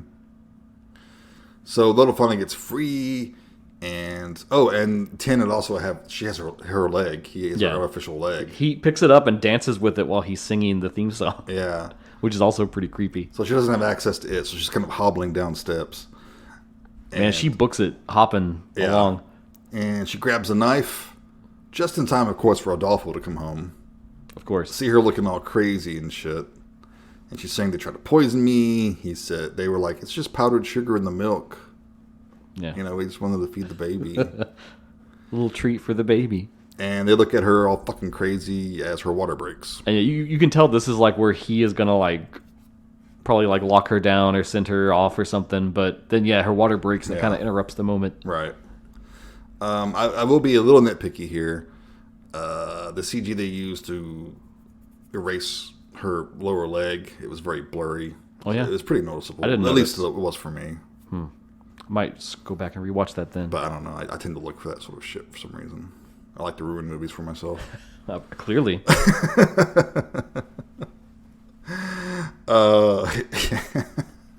So the entire time Adolfo's trying to rationalize saying that they were just being kids, and he told them to prove their love. Like before he left, he was like, "Do something nice for mommy." Yeah, but she was fucking tied up. If you're doing something nice for someone, unless they're asking for it, you shouldn't have to tie them up. Well, as we learned in our last few films, they don't know they want it until they're tied up, right? And then they find that they actually quite like it. Sure, I don't think that's a good lesson to be imparting to our listeners. No, it's not. Never do that. So the baby is born, and the kids are greeting him, and Lola is obviously very much like, stay the fuck away from my baby. And Adolfo's like, let them greet their sibling. Yeah. And they're asking when he's going to be baptized. She's just flat out like, he's not going to be baptized. Yeah, when he's old enough to make their own decision, is what she says, which I completely agree with. Fully support that. Yep. And they give the obvious challenge that anyone deep in the faith would give would be, well, what if you don't baptize him and something was to happen and he dies, he'll go to limbo. Yep, he'll go to purgatory. And it's funny because I think it's 10. He's like, and limbo's the worst place to go. Yeah. Well, I was like, really? I think hell's worse, but okay. But Adolfo is being a real prick here. Yeah. And he says, well, this is a democracy, so let's vote. So they all vote that they're going to baptize the baby. Which, it's interesting because very subtly throughout the film, they kind of bring in some like historical stuff. Because one of the earliest scenes in the film, there's like a news thing about stuff going on in the government. Yeah, it's like a attempted revolution or something. Yeah. And it kind of comes back up here too, because he's talking about like, oh, we're embracing democracy now, so let's all vote on this as a family. Right. I meant to do some research on that, but I suck. Was that like near the end of the Franco era? It might be. I didn't look into it either because it's so subtle in this film. Like it's a very undertext, and I assume if you are someone from Spain, you're probably going to pick up a lot more out of that. Right. Yeah. It's one of those things. If we put in the research, I think perhaps we can actually glean a little more time, do a little research. But can't cover everything. So right. But also, I mean, there is such a thing as just like reading the material that's there and not. Okay. So anyway. We are still valid critics. Jason's very concerned now. I am. Okay, so we get more Adolfo being an ass. Yeah, this is the stuff. They got a nice pool at the mansion, of course, and he sets up a TV outside with the antenna so they can. Yes, and we see him setting up the antenna up on the roof, and he's asking the kids if it's come in yet. Yeah, tell them when it's coming in good. Yeah. And then the next scene we get, he's lounged out in front of that TV. The kids are playing in the pool. And he's like shouting at Lola, like, "Where's my food? Where's this? Get me a beer." Yeah. He literally asked her to get him a beer, and he's like, "Yeah, where's my omelet?" Yeah, like, oh, this fucker, dude, come on. Yeah. So either you don't like this fucker or you admire him. It's one or the other. I hated him for most of the film, to be honest. Yeah. So the kids are putting on sunscreen as ordered by Lola, and that was a pretty good call because these kids are so fucking pale. I'm surprised they haven't exploded yet, being in the Spanish sun like this. But we get some weirdness again. Yeah, Lola's going around. She's going to the hen house to collect some eggs. The kids announce that they're going to baptize the baby, but Adolfo shuts them up because he's watching a football match. Yeah, he's like, "Hey, quiet down." He wants to watch the game in peace. He's not paying attention to them, and they're like, "Okay, whatever."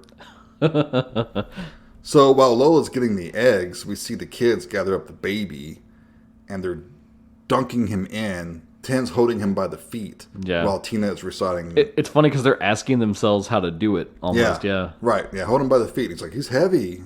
Oh, fuck. And they dip him in the water, and they just keep him there. And again, they frame this well, where you never see the baby going, like, submerged. Right, but, right. Good, like...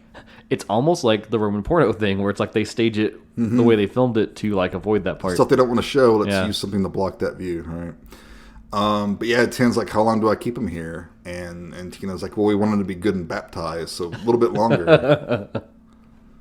I mean, you think they would have seen some baptisms, and it's such a tense moment too, because the dad's right there and he is completely oblivious, and it would just take 2 seconds for him to stop them, and he doesn't. Right? Yeah, and he's not paying any attention.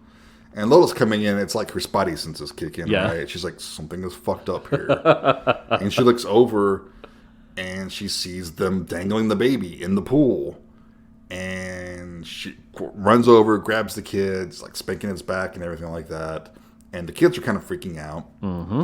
And, Adolfo gets up, is like, what the fuck? Yeah, all this noise interrupting my show. Yeah, y'all be quiet. I'm trying to watch football. So the baby's alive. It's okay. Mm-hmm. But man, Lola goes into Adolfo, rightly so. She finally unloads on him. Yeah, like not paying any attention to the kids. They're killing your son while you're sitting there watching TV.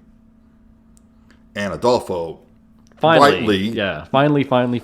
But it's because Lola bitched at him more than anything, I think. And sure, they almost killed his son, so that's got to, sting too. Of course. Finally, they're doing something. But he goes off and he burns the Bible. because they had gotten their Bible out of the chest. Yeah, they had one special little Bible that they always kept. Yeah. And he burns it in front of them. Mm-hmm. And he says, "You are not my children. You're going back to the convent." Yep. Finally. Fucking finally. It takes attempted infanticide for these people to say, hey, maybe these kids aren't a good fit for us. So another justification for that, I'm not trying to make excuses for them, but there is a thing of like, okay, so you adopted these kids, they're little orphan kids from a convent. You feel sorry for them. You don't want to take them back and say like, oh, I don't like these kids. I give them back now. No one wants to be the person to do that. You would feel very shitty doing that, but I'm calling it, man. It's dog. Fuck you. You're going back. I mean, I would call it there too, but it's a horror film, right? They have to make dumb decisions to lead us to a point. Right. And Lola would have.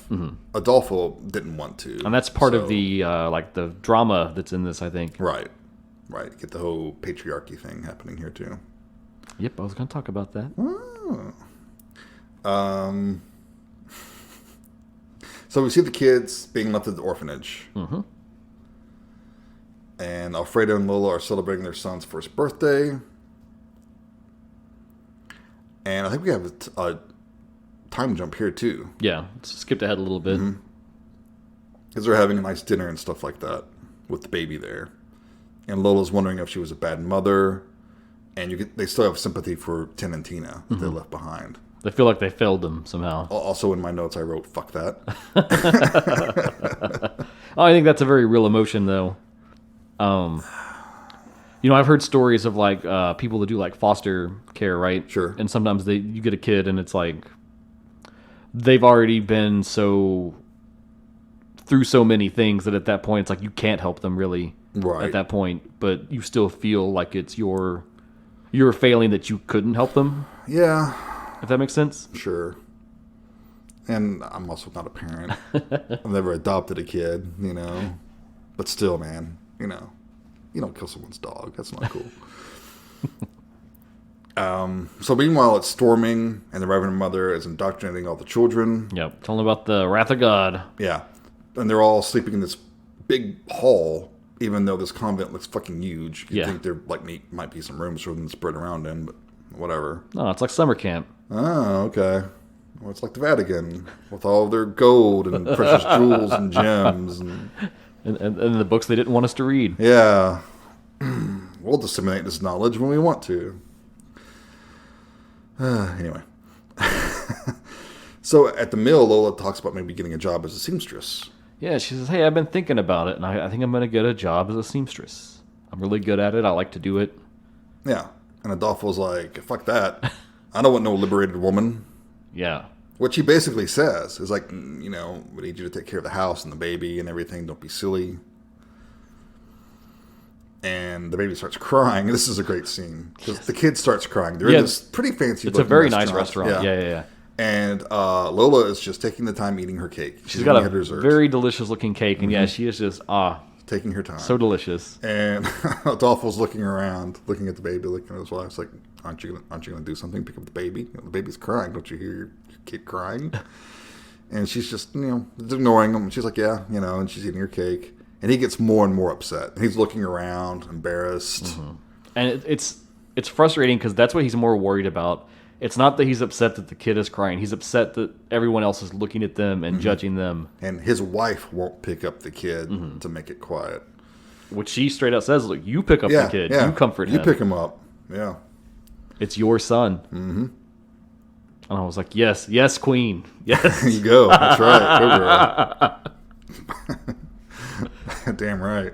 Little quick anecdote. A story my mother likes to tell sometimes. But when we lived in Arizona for a little while, but when I came back, I was like 2 or something like that. Mm-hmm. So we're with my grandparents for the first time. And I'm there as a baby with my father and my grandfather on the front porch of their house. Mm-hmm. And so wait, is this before Christ or after? I'm sorry. Go ahead. Sorry. Asshole. So mom's going out to do something, run an errand, whatever. And my grandfather asked, well, what if the baby needs changing? And mom stops and looks at him and says, his father will take care of that. It's 2 generations there. Yep. Very different outlooks. Yep. That's great. So they're on their way home, and it's raining. Adolfo's pissed. He's driving way too fast. Yeah, and she even comments and is like, hey... you're going to kill us. You're going to get us killed. Yeah. Something crosses the road. Yeah, we don't really see. It's like 2 shadows. It looked to me like it was a horse. Like a horse in a cart. That's what it looked like to me. I couldn't make anything out. You didn't make that out? That's what I think I saw. I thought it was 2 sets of like legs that I saw moving. Right. And that for could some be a reason, horse, I thought it was 2 horses. Obviously, I immediately thought it was Tin and Tina fucking with him. Right. And I think that's what we're supposed to think. Because, again, they were asking how far away the comet was and everything. Yeah, it's just a jaunty walk away. Yeah. So Loda's putting the baby to sleep that night. And is it before or is it now that they have that conversation where she's like, I don't know if I want to be married to you? It's right after this. Okay, yeah. Okay.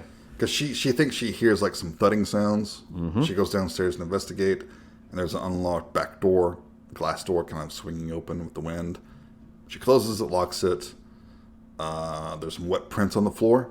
She follows them into the room. Adolfo's in there, the living room, watching TV. And she's like, you didn't shut the door. And he says, oh, I thought I did. And he's like, come watch TV with me. She's like, no, I want to go to bed. But he insists, no, come here, watch TV with me. And it's that dumb fucking game show. Yeah, that seems to be the only fucking program. I know there were probably like 3 channels, but still. I would stick to the horror host, whatever the 2 other choices were have to be better than those. But he's talking about how, we should go on this game show. We would do great. And yeah, because it's one about like, how do you know your significant other kind of thing. So he looks down at her, and she's like holding their wedding ring in her hand. It's off. Yeah, it's off. And he's like, why did you take that off? So without her even saying anything, he realizes what's going on. Mm-hmm. And he's like, nope, we're not getting a divorce. That's not happening. Nope, I love you. And she's just... you can tell she's just had it. Who can blame her? Mm-hmm. No, he's all pissed off. He's like, tomorrow you'll feel better, blah, blah, blah, blah. Yeah, just upset from the night. Yeah, and he's still mad, and the lights kind of flicker. Yeah, we get like a peal of thunder, too. Yeah, and the TV goes out. He's like, fuck. And we see him start to go upstairs. She's like, where are you going? I'm going to go fix the antenna. Yep. Okay. You may have had the same thought I did. The last thing you want to do during a thunderstorm is go up and play around with a big piece of metal. Mm-hmm. Apparently, Adolfo has no such reservations. I think also, though, he's not wanting to continue this conversation anymore. Right. And he's not thinking straight. And it's even the exact line he delivers. It kind of made me think it was almost like a dual purpose thing, because they're talking about their relationship. TV goes out, and he gets up and he starts to walk away, and she's like, where are you going? And he says, I can fix it. Right, yeah. And it almost seemed like it was like, is he talking about the antenna, or is he talking about their relationship? Subtext. Yeah. Oh, yeah. Yeah, I was locked in on this film at this point. Yes. Yeah. So he's marching upstairs. I guess there's like a patio exit thing up there on the second floor. Mm-hmm. And I like this scene a lot. Okay, so this is like the best scene of the movie. It is the best scene. And yeah, it's great. It seems like it's a one-take shot. It looks like a oneer, yeah. Now, I don't know if it is. If it's not, they did some very clever editing. Mm-hmm. But from this point on until like the scene ends, it's all just one continuous shot, kind of drifting camera following her through the house. Yeah. And it is so fucking good. It's really good because it's pretty tight on her. And like I said, the camera's kind of drifting, like floating. Mm-hmm. It reminded me a bit of Angst. Yes, it's a good comparison. Yeah, how that like first-person camera is just floating around. It's like it's attached to her almost in a way. Yeah, and you keep expecting to see Tin and Tina behind her. Mm-hmm. At least I do. Yeah. Like creeping up or moving her in the shadows or something. Blumhouse 101, right? Right, yeah. But it never happens. And it keeps doing it. You think it's going to happen, and nope, it doesn't. But the lights are still flickering, and she hears the baby crying. Mm-hmm. She starts to go upstairs, but the baby stops. Yeah. And yeah, the entire time the camera was just sort of following her around. God, it's so good. Yeah, it's really good. So then the lights go out. And then we hear that Chinese spinning plate song start to play. Yes. Which is a great reuse of that to make it now creepy. And in this context, it's even creepier. Yeah. So she's like She goes into the room where the stereo is. At this point now, to her, it's like there's no question. It's Tin and Tina. Yeah, they're here. They're fucking with him. They're going to do something. So she goes and the stereo's playing. The tape's in there, and she hits stop. It stops. She's calling out to the children, telling them to come out. And we hear Adolfo, like, yelling for Lola. Mm-hmm. It's kind of muffled. Don't really know what he's... It's very distant. Yeah. The sound design here is good, too, I think. It is good. So she goes outside, and just in time to see Adolfo being electrocuted on the roof. And burst into flames. Yeah, and he falls onto the ground floor. And he proceeds to get up and stumbles into the house. And it's crazy because, like, she's begging him not to. Yeah. It's like, don't come in. And he's on fire and obviously not with it. And he lands in the exact same spot where the dog died, right in front of the couch. And then flames just erupt. Explodes. All over the place. And this is one of those things, again, where it starts to make you question everything. Because the way the flames spread, like, I know they would spread quickly, but, like, dude. That's very fast. He basically explodes into fire and fills that entire room in, like, seconds. It's like someone just poured gasoline everywhere. Yeah. Which maybe someone did. I don't know. But so now that's traumatic enough. But she knows her baby's still in the house somewhere. No, I got a little funny note I wrote here, too. Okay. Saying, when he gets electrocuted, I said, that was probably fucking lightning and not the kids. But I think that's intentional, too. Right. For our ending here when we get to it. Right. Yeah, Lola runs upstairs. The baby is not in the crib. Mm-hmm. And it's great because she'll go into a room and do something, and then when she comes back to the hall, you see, like, much more smoke, how much more the fire has spread. Like, it's a really good, like, time clock they have running. Right. Yeah, this house was made in a very combustible manner. I'm not sure what they used. But, yeah, she's frantic looking around. She's coughing. She seems kind of on the verge of giving up. And she sees the outline of the cross that they had taken down up above the door. And so she kind of sits on the bed. And she grabs a pillowcase, puts it over her head, and attempts to smother herself. Yup. And she appears to pass out. Mm-hmm. Comes to hearing the cry of a baby. She starts to follow it, and she finds the baby in, like, the carrier they had it in at the restaurant. Yep. It's in one of the other rooms. It was just stashed in one of the other rooms, kind of out of the ways. Right. And she picks it up and gets out of the flaming house. And so when she has the baby and she's walking through the house, there's so much flame and fire, it doesn't look like she could make it out. I thought this was going to be like a Tales from the Hood thing where, like, she was going to step out the front door and it was going to be like, welcome to hell, motherfucker! That would have been pretty cool. They didn't go that way. They did do something interesting still, but yes. yeah, I was getting big vibes like, oh, this is going to be like a crazy twist now. That would have been something. Yeah.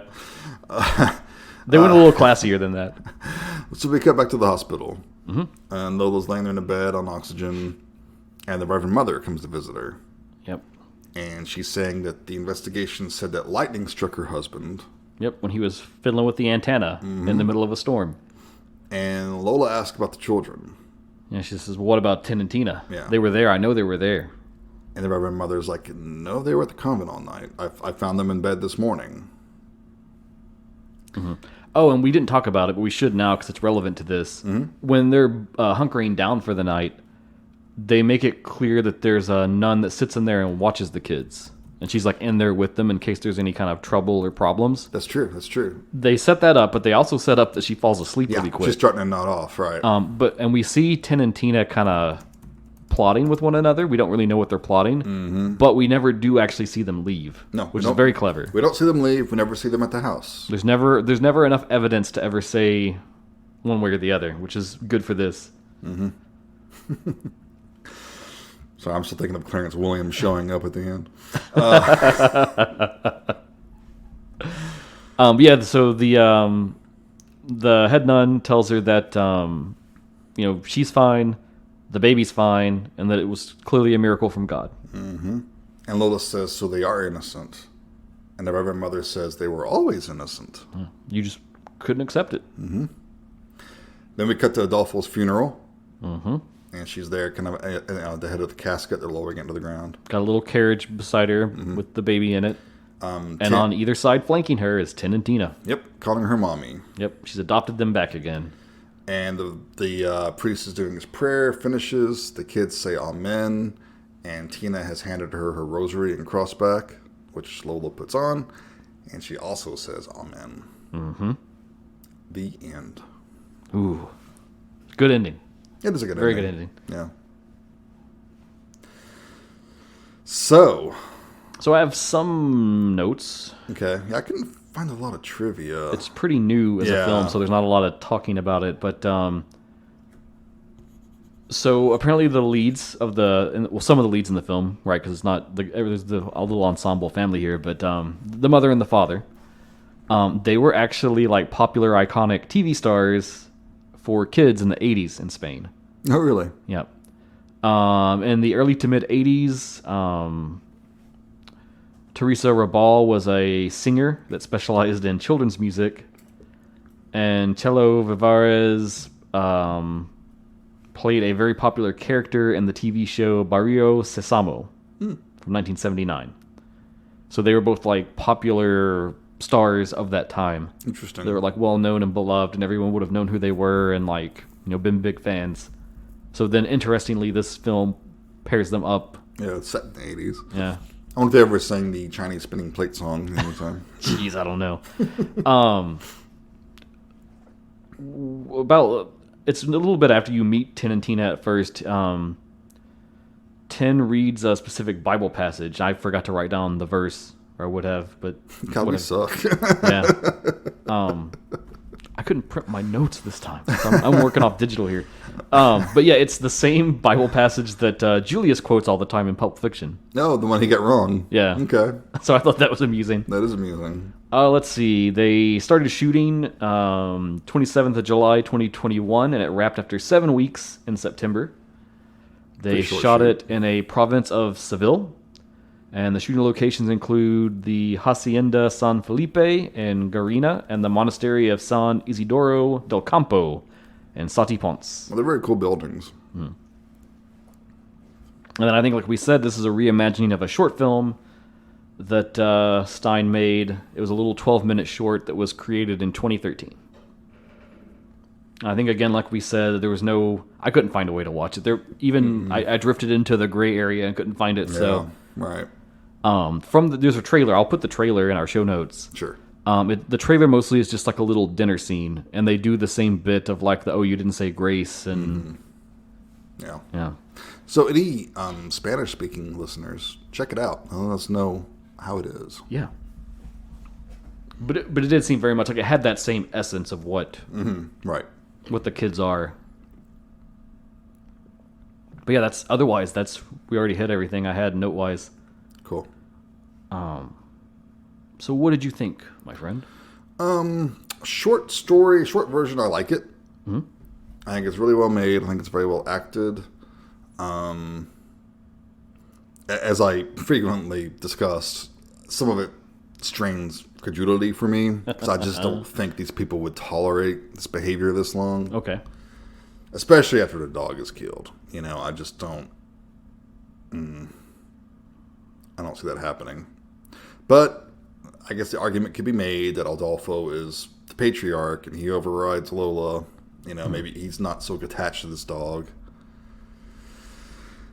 Okay. I think... I almost kind of got a vibe that the dog was like a comfort thing after the miscarriage. Right. Like he got her the dog to occupy her in a way. Right. So as long as you can overlook those things, I think it's a pretty effective movie. I love the ambiguity.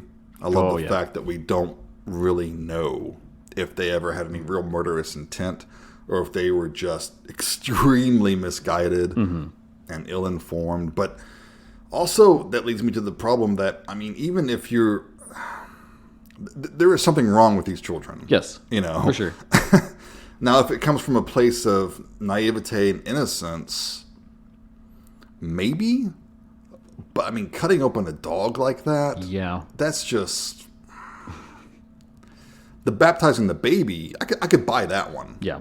Because, I don't know how long it takes for a kid to drown. But I think, too, there's something about, I don't know how much I want to rag on this, but like when you take a little kid and you immerse them in the church and try to teach them this stuff, right? The way their kid brain processes the information you're dumping on them, it's weird. And again, I'll use myself as the example. I remember going to like Bible school as a little kid because I kind of got pushed into doing that because again, right, our hometown, like there's like a church on every street corner basically. And I remember, like, again, some of the things I would learn, it would, like, straight up fucking scare me. Because it would be like, you can do, like, one little thing, and then you're going to go to hell and burn forever. Yep. And that's it. If you don't say you're sorry and get forgiven and all that, you're going to burn forever.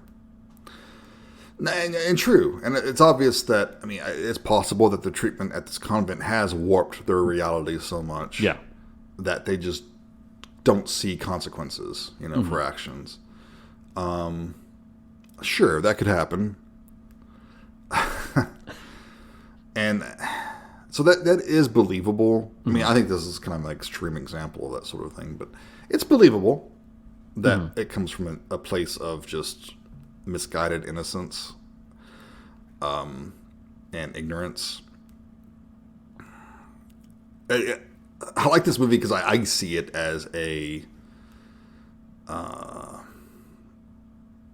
indictment of the church. Yeah. Just this blind indoctrination and taking the Bible as written as truth, like word for like, if it's in the Bible, that's how it happened. That's how it really happened. And see, I think it's interesting because we get Tin and Tina, which are the example of they were immersed in that and they just embraced it 100%. Right. And then we have Lola that was also immersed in that and she rejected it and turned away.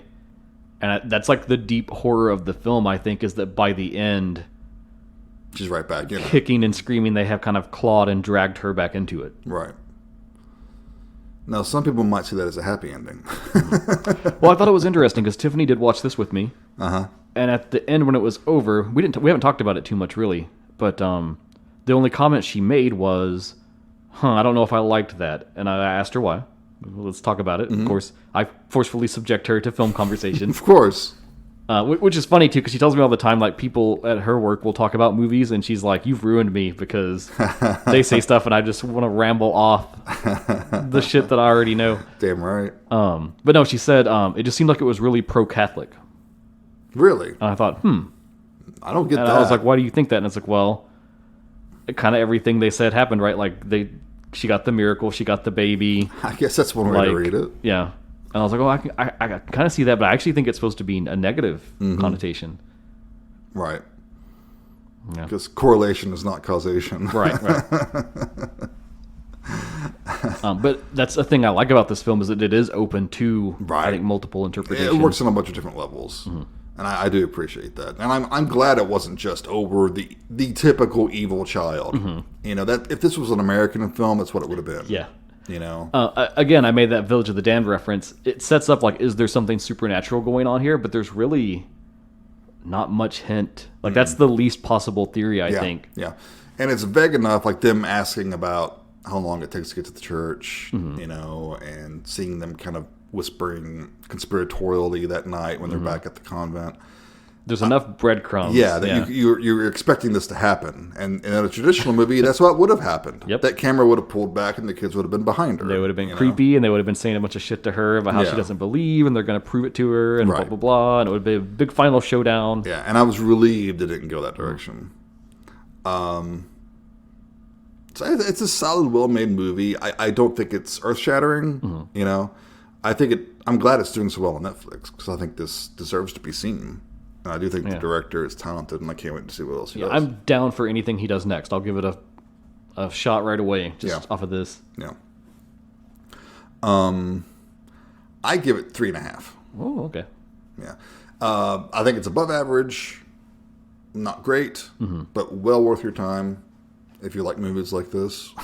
I was kind of surprised because if you troll through Letterboxd a little bit, it's got pretty tepid response on there. There's a lot of 1 and 2 stars, and I could see people being disappointed with it because it is ambiguous, and a lot of it's not really the ambiguity. A lot of people were kind of acting like it was sort of like generic or predictable, or it had been done before, which I kind of sends up those tropes. Yeah, the whole time it's playing with you. Yeah, it's trying to get you to think that yes, it's going to happen. Exactly what you think is going to happen will happen, and then it doesn't. So no. Yeah. Did people even watch the entire movie? I don't know. Did they stop halfway through? Perhaps, maybe.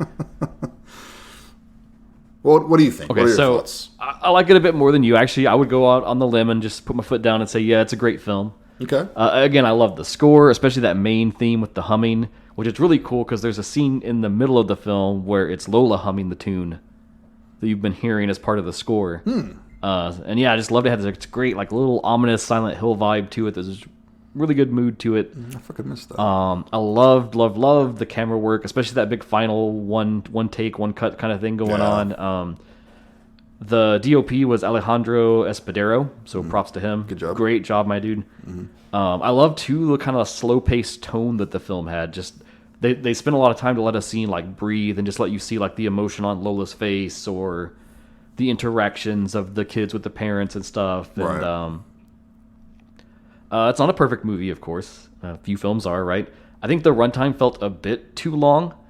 I remember we were about an hour in, and I felt like it was about time for it to like get to the climax. Right. And then I think we had to pause it for some reason, and I looked, and I was like, "There's another hour of this movie." Now I didn't want to say that because I'm the guy that always says, "Oh, it's too long." But no, you would be right in this time. Okay. Now, I don't know what you would cut because, again, when I was skeptical, that next hour had a lot of cool stuff in it and a lot of interesting things that built on everything. So I don't know how I would cut anything to tighten it up, but it did feel like it was just a little too long in some way. Yeah, I agree. Even a good 15 minutes. Cut Yeah. 15 minutes out from somewhere. Even stuff like I was like, well, the Chinese plate song is weird and kind of racist, so we could cut that. But I was like, but if you cut that, it comes back at the end. it's so good at the end, Yeah. and you need that setup. Right, So, right. which that's a thing, and too, I just generally love about this film is there's so much like early film setup, and then we get a callback to it later in sort of a new light or a new context. Right. It rewards you for paying attention. I love a good film that's mysterious and open-ended, and this one just nails that perfectly. There's so much gray area you can wade through. Again, I don't think there's anything supernatural going on, but I think you could very validly pose that question. Sure. And ask that and ponder it and read the film that way. And maybe the dog came back to life, sure. And so then the next thing is, well, then are the kids actually bad or not? Are they killers? Or is it that the lead is so fucked up from everything that she's been through that she's kind of exaggerating? And again, we're mostly kind of her POV, really, for a lot of the experiences. Right. So how much of this is it actually happened, or how much of it is that she imagined it? Like I even thought that with the fire flaring up so fast. I was like, did that really happen? Right. Or is that kind of her perception because everything is just falling apart and being destroyed and consumed in the flames? And also something I meant to touch on was the fact that the baby wasn't where she left it. Mm-hmm. How did the baby move? Right. A miracle, or did Adolfo move the baby? Yeah, when he went upstairs. He was upstairs. Mm-hmm. And that's the smart thing in like the construction and the editing of this film is they give you just enough rope to hang yourself. Yeah. But never enough that you could figure out what's going on truly. Right. I think it's important to talk about what a jackass the husband is. He's a big part of the problem in this film. And it really, like, if you take it on a surface level, it's like, well, it's Lola versus the kids. That's the conflict. He's a big part of the problem in this whole film and the story and the way things unfold. Basically, he's just so smug and handsome. Whoa, calm down over there. But yeah, he treats his wife like a slave. They're filthy fucking rich. They have no servants. She does everything, cleans everything, cooks everything, fixes everything. Apparently, he's supposed to be the only one to even touch the kids at all and do anything with them. Which I think it's weird, too, that he would like happily play with Tin and Tina, but when his own son needed comfort, he wouldn't give him comfort. But I think that's maybe again a commentary on his personality. Right. Is that he just really only cares about the fun stuff. Yeah. And the exciting things. Right. But when it comes to like the real shit you got to do and get down and dirty, yeah, he doesn't want to do it. I think the whole angle of this asphyxiation thing they do to try to talk to God. That's such an interesting premise, and we just get like a little teaser of it, and again, we never know does it actually work or not. They keep it vague enough. Right. I think we can all agree that if you're near death or something, you're going to see some weird shit. You know, I've not seen it, so maybe you could cut in and talk about this a little more. It gave me some shades of Martyrs because I do know the general premise of that film. I don't know if you had that thought while we were watching it. It didn't make me think of Martyrs at the time, no. That movie is so tonally different that it wouldn't occur to me. But it has that same kind of core thing, right, of like pain and suffering to reach God. Yes, martyrdom and all that, yeah. So interesting thing. And then on that line of like religious-y films, The Righteous, which we covered last year, I also thought about that because that has a lot of questions like faith and belief in God. Very good movie. That would be a great like pair up with this one too to watch. So yeah, I guess to go back to it, like the stance on like religion in this film, I feel like the lead has a very complicated history with the church, and we get hints all along the way that I think perhaps likely her faith fell out long before the miscarriage. The film kind of frames it like that was the last straw, and I often wonder, is it the last straw, or was she already out long before then at that point? And then too, so we have the church. That's a very patriarchal type of energy, right? Generally seen. And then we've got her husband, also very strong patriarchal energy. Yep. And so I thought in a lot of ways, to me, the film, if I had to like put down to paper and give a thought about it, I felt like it was a metaphor for the way that like indoctrination into like an idea through like an organization like a church or religion that can become like deeply ingrained in a person, and it can be very hard to sort of break free from that cult-like mentality, especially if you're at it from a young age like her, where you were grown up as a kid in this convent. Sure. And that it's so forced upon you and built into you and ingrained in you, it can be very hard to break away from that and get any kind of like personal agency or personal choice or idea or thought to yourself.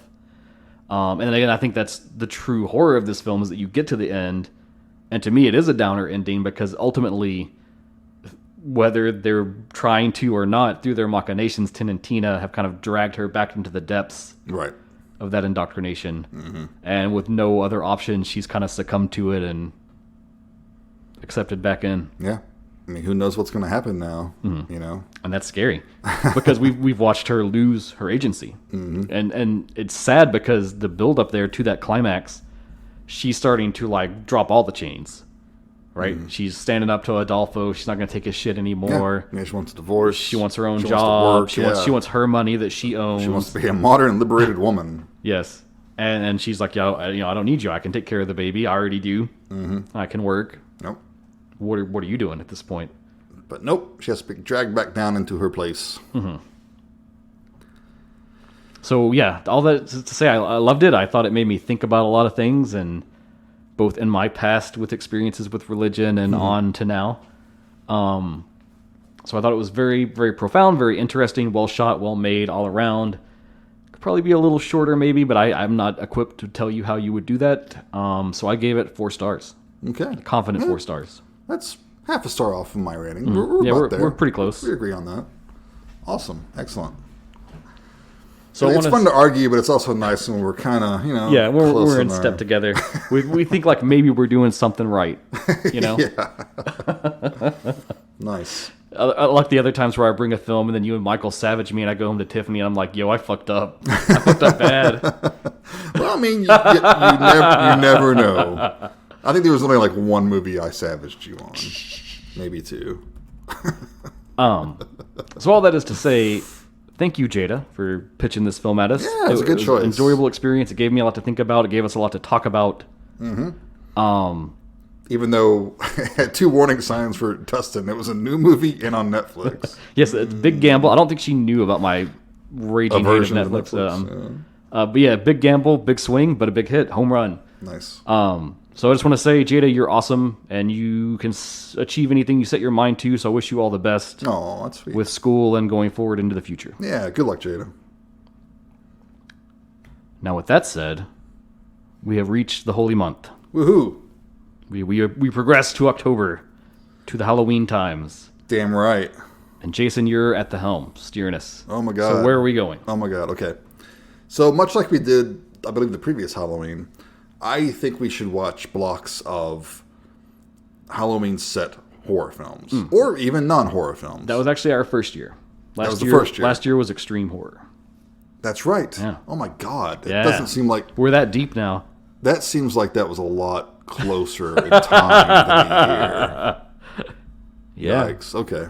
Yeah. All right. Well, we're going to go back to Halloween-themed movies now. There's so many.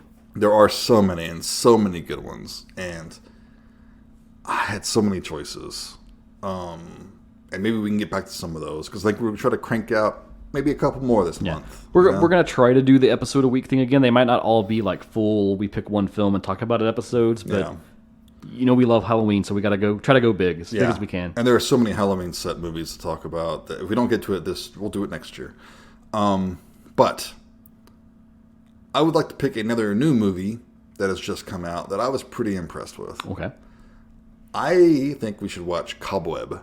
Oh, I've been seeing people talk about this film. Yes, it is brand new. It is now streaming. It's on Amazon Prime and everything. You can rent it for a few bucks. It just came out. It is directed by Samuel Bowden, who I don't think he has done a whole lot yet. Like every horror group I'm in on Facebook, everybody's talking about this film. So okay, I was just about to think about watching it this weekend, but now I can just hold off and get a fresh impression for the show. Nice. So you've seen this then? I have seen it. I have watched it. Obviously, I enjoyed it to some capacity, or I wouldn't be bringing it to the table. I don't know. Sometimes with you, so sometimes I just want to torture you. I don't like this movie either, but Dustin's really gonna hate it. Yeah. It has Anthony Starr in it. For those of you who like to watch The Boys, okay, he plays Homelander. Nice. And I am a fan. Okay, yeah, he's very good in it. I don't want to say too much about this going in. Does he have a milk obsession in this one too? He does not. He does not. Okay. The only thing I will say about this is it's a very kind of classic movie. Okay. It reminds me of like those great treasures on VHS you would find, the sleepers they would call them. Like a movie you didn't really know that much about, you saw on VHS, you picked it up. Something like Critters, just... Okay, now you're speaking my language. I'm not saying this is like Critters, but it's that type of movie. Okay. I got you. All right. So it's set during Halloween, has a good Halloween atmospheric vibe to it. I'm a little worried you're going to hate it. Uh-oh. Well, we'll see what happens. Maybe not hate it, but I don't know. I really liked it. I had a lot of fun with it, and I can't wait to talk about it. So, killer. Everyone out there, watch Cobweb. I think most of you will enjoy it. And we'll be talking about it soon. Cool. Well, we've come to the end of another one. Another killer listener episode, too. So, we love doing these, and if you've got a movie that you love or you champion or you think is really cool, or maybe you listened to one of our earlier blocks and thought like, hey, I wish they would have talked about such and such film. Send it our way. You can get us on Facebook. You can get us on Twitter. You can get us on Instagram. You can get us by email if you wish to go a little more detailed in your thoughts with hitting us up at genreexposure@gmail.com. Yeah. If we cover your movie, we'll get a sticker to you somehow. We're still working on that for some people. But we need to do that. Yeah. Yeah, I complicated the process by wanting to do a bunch of extra shit to make them special for the first time. Yeah, that'll be special. But they'll show up one day. We'll get to it. You know they will. It'll be soon. October's a good time for it. Yeah, it is. So. A little trick or treat in your mailbox.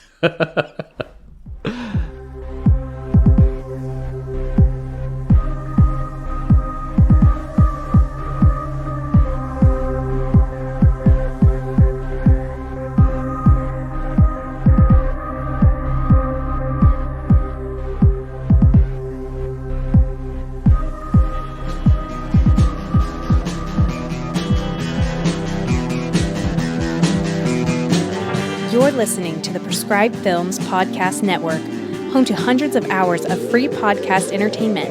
The shows on this network all have a common goal, providing you with the best discussions about movies and other forms of entertainment media. The PFPN hopes to fill your earholes with audio joy. Visit our website with links to all the other amazing shows at www.thepfpn.com. Thanks for listening.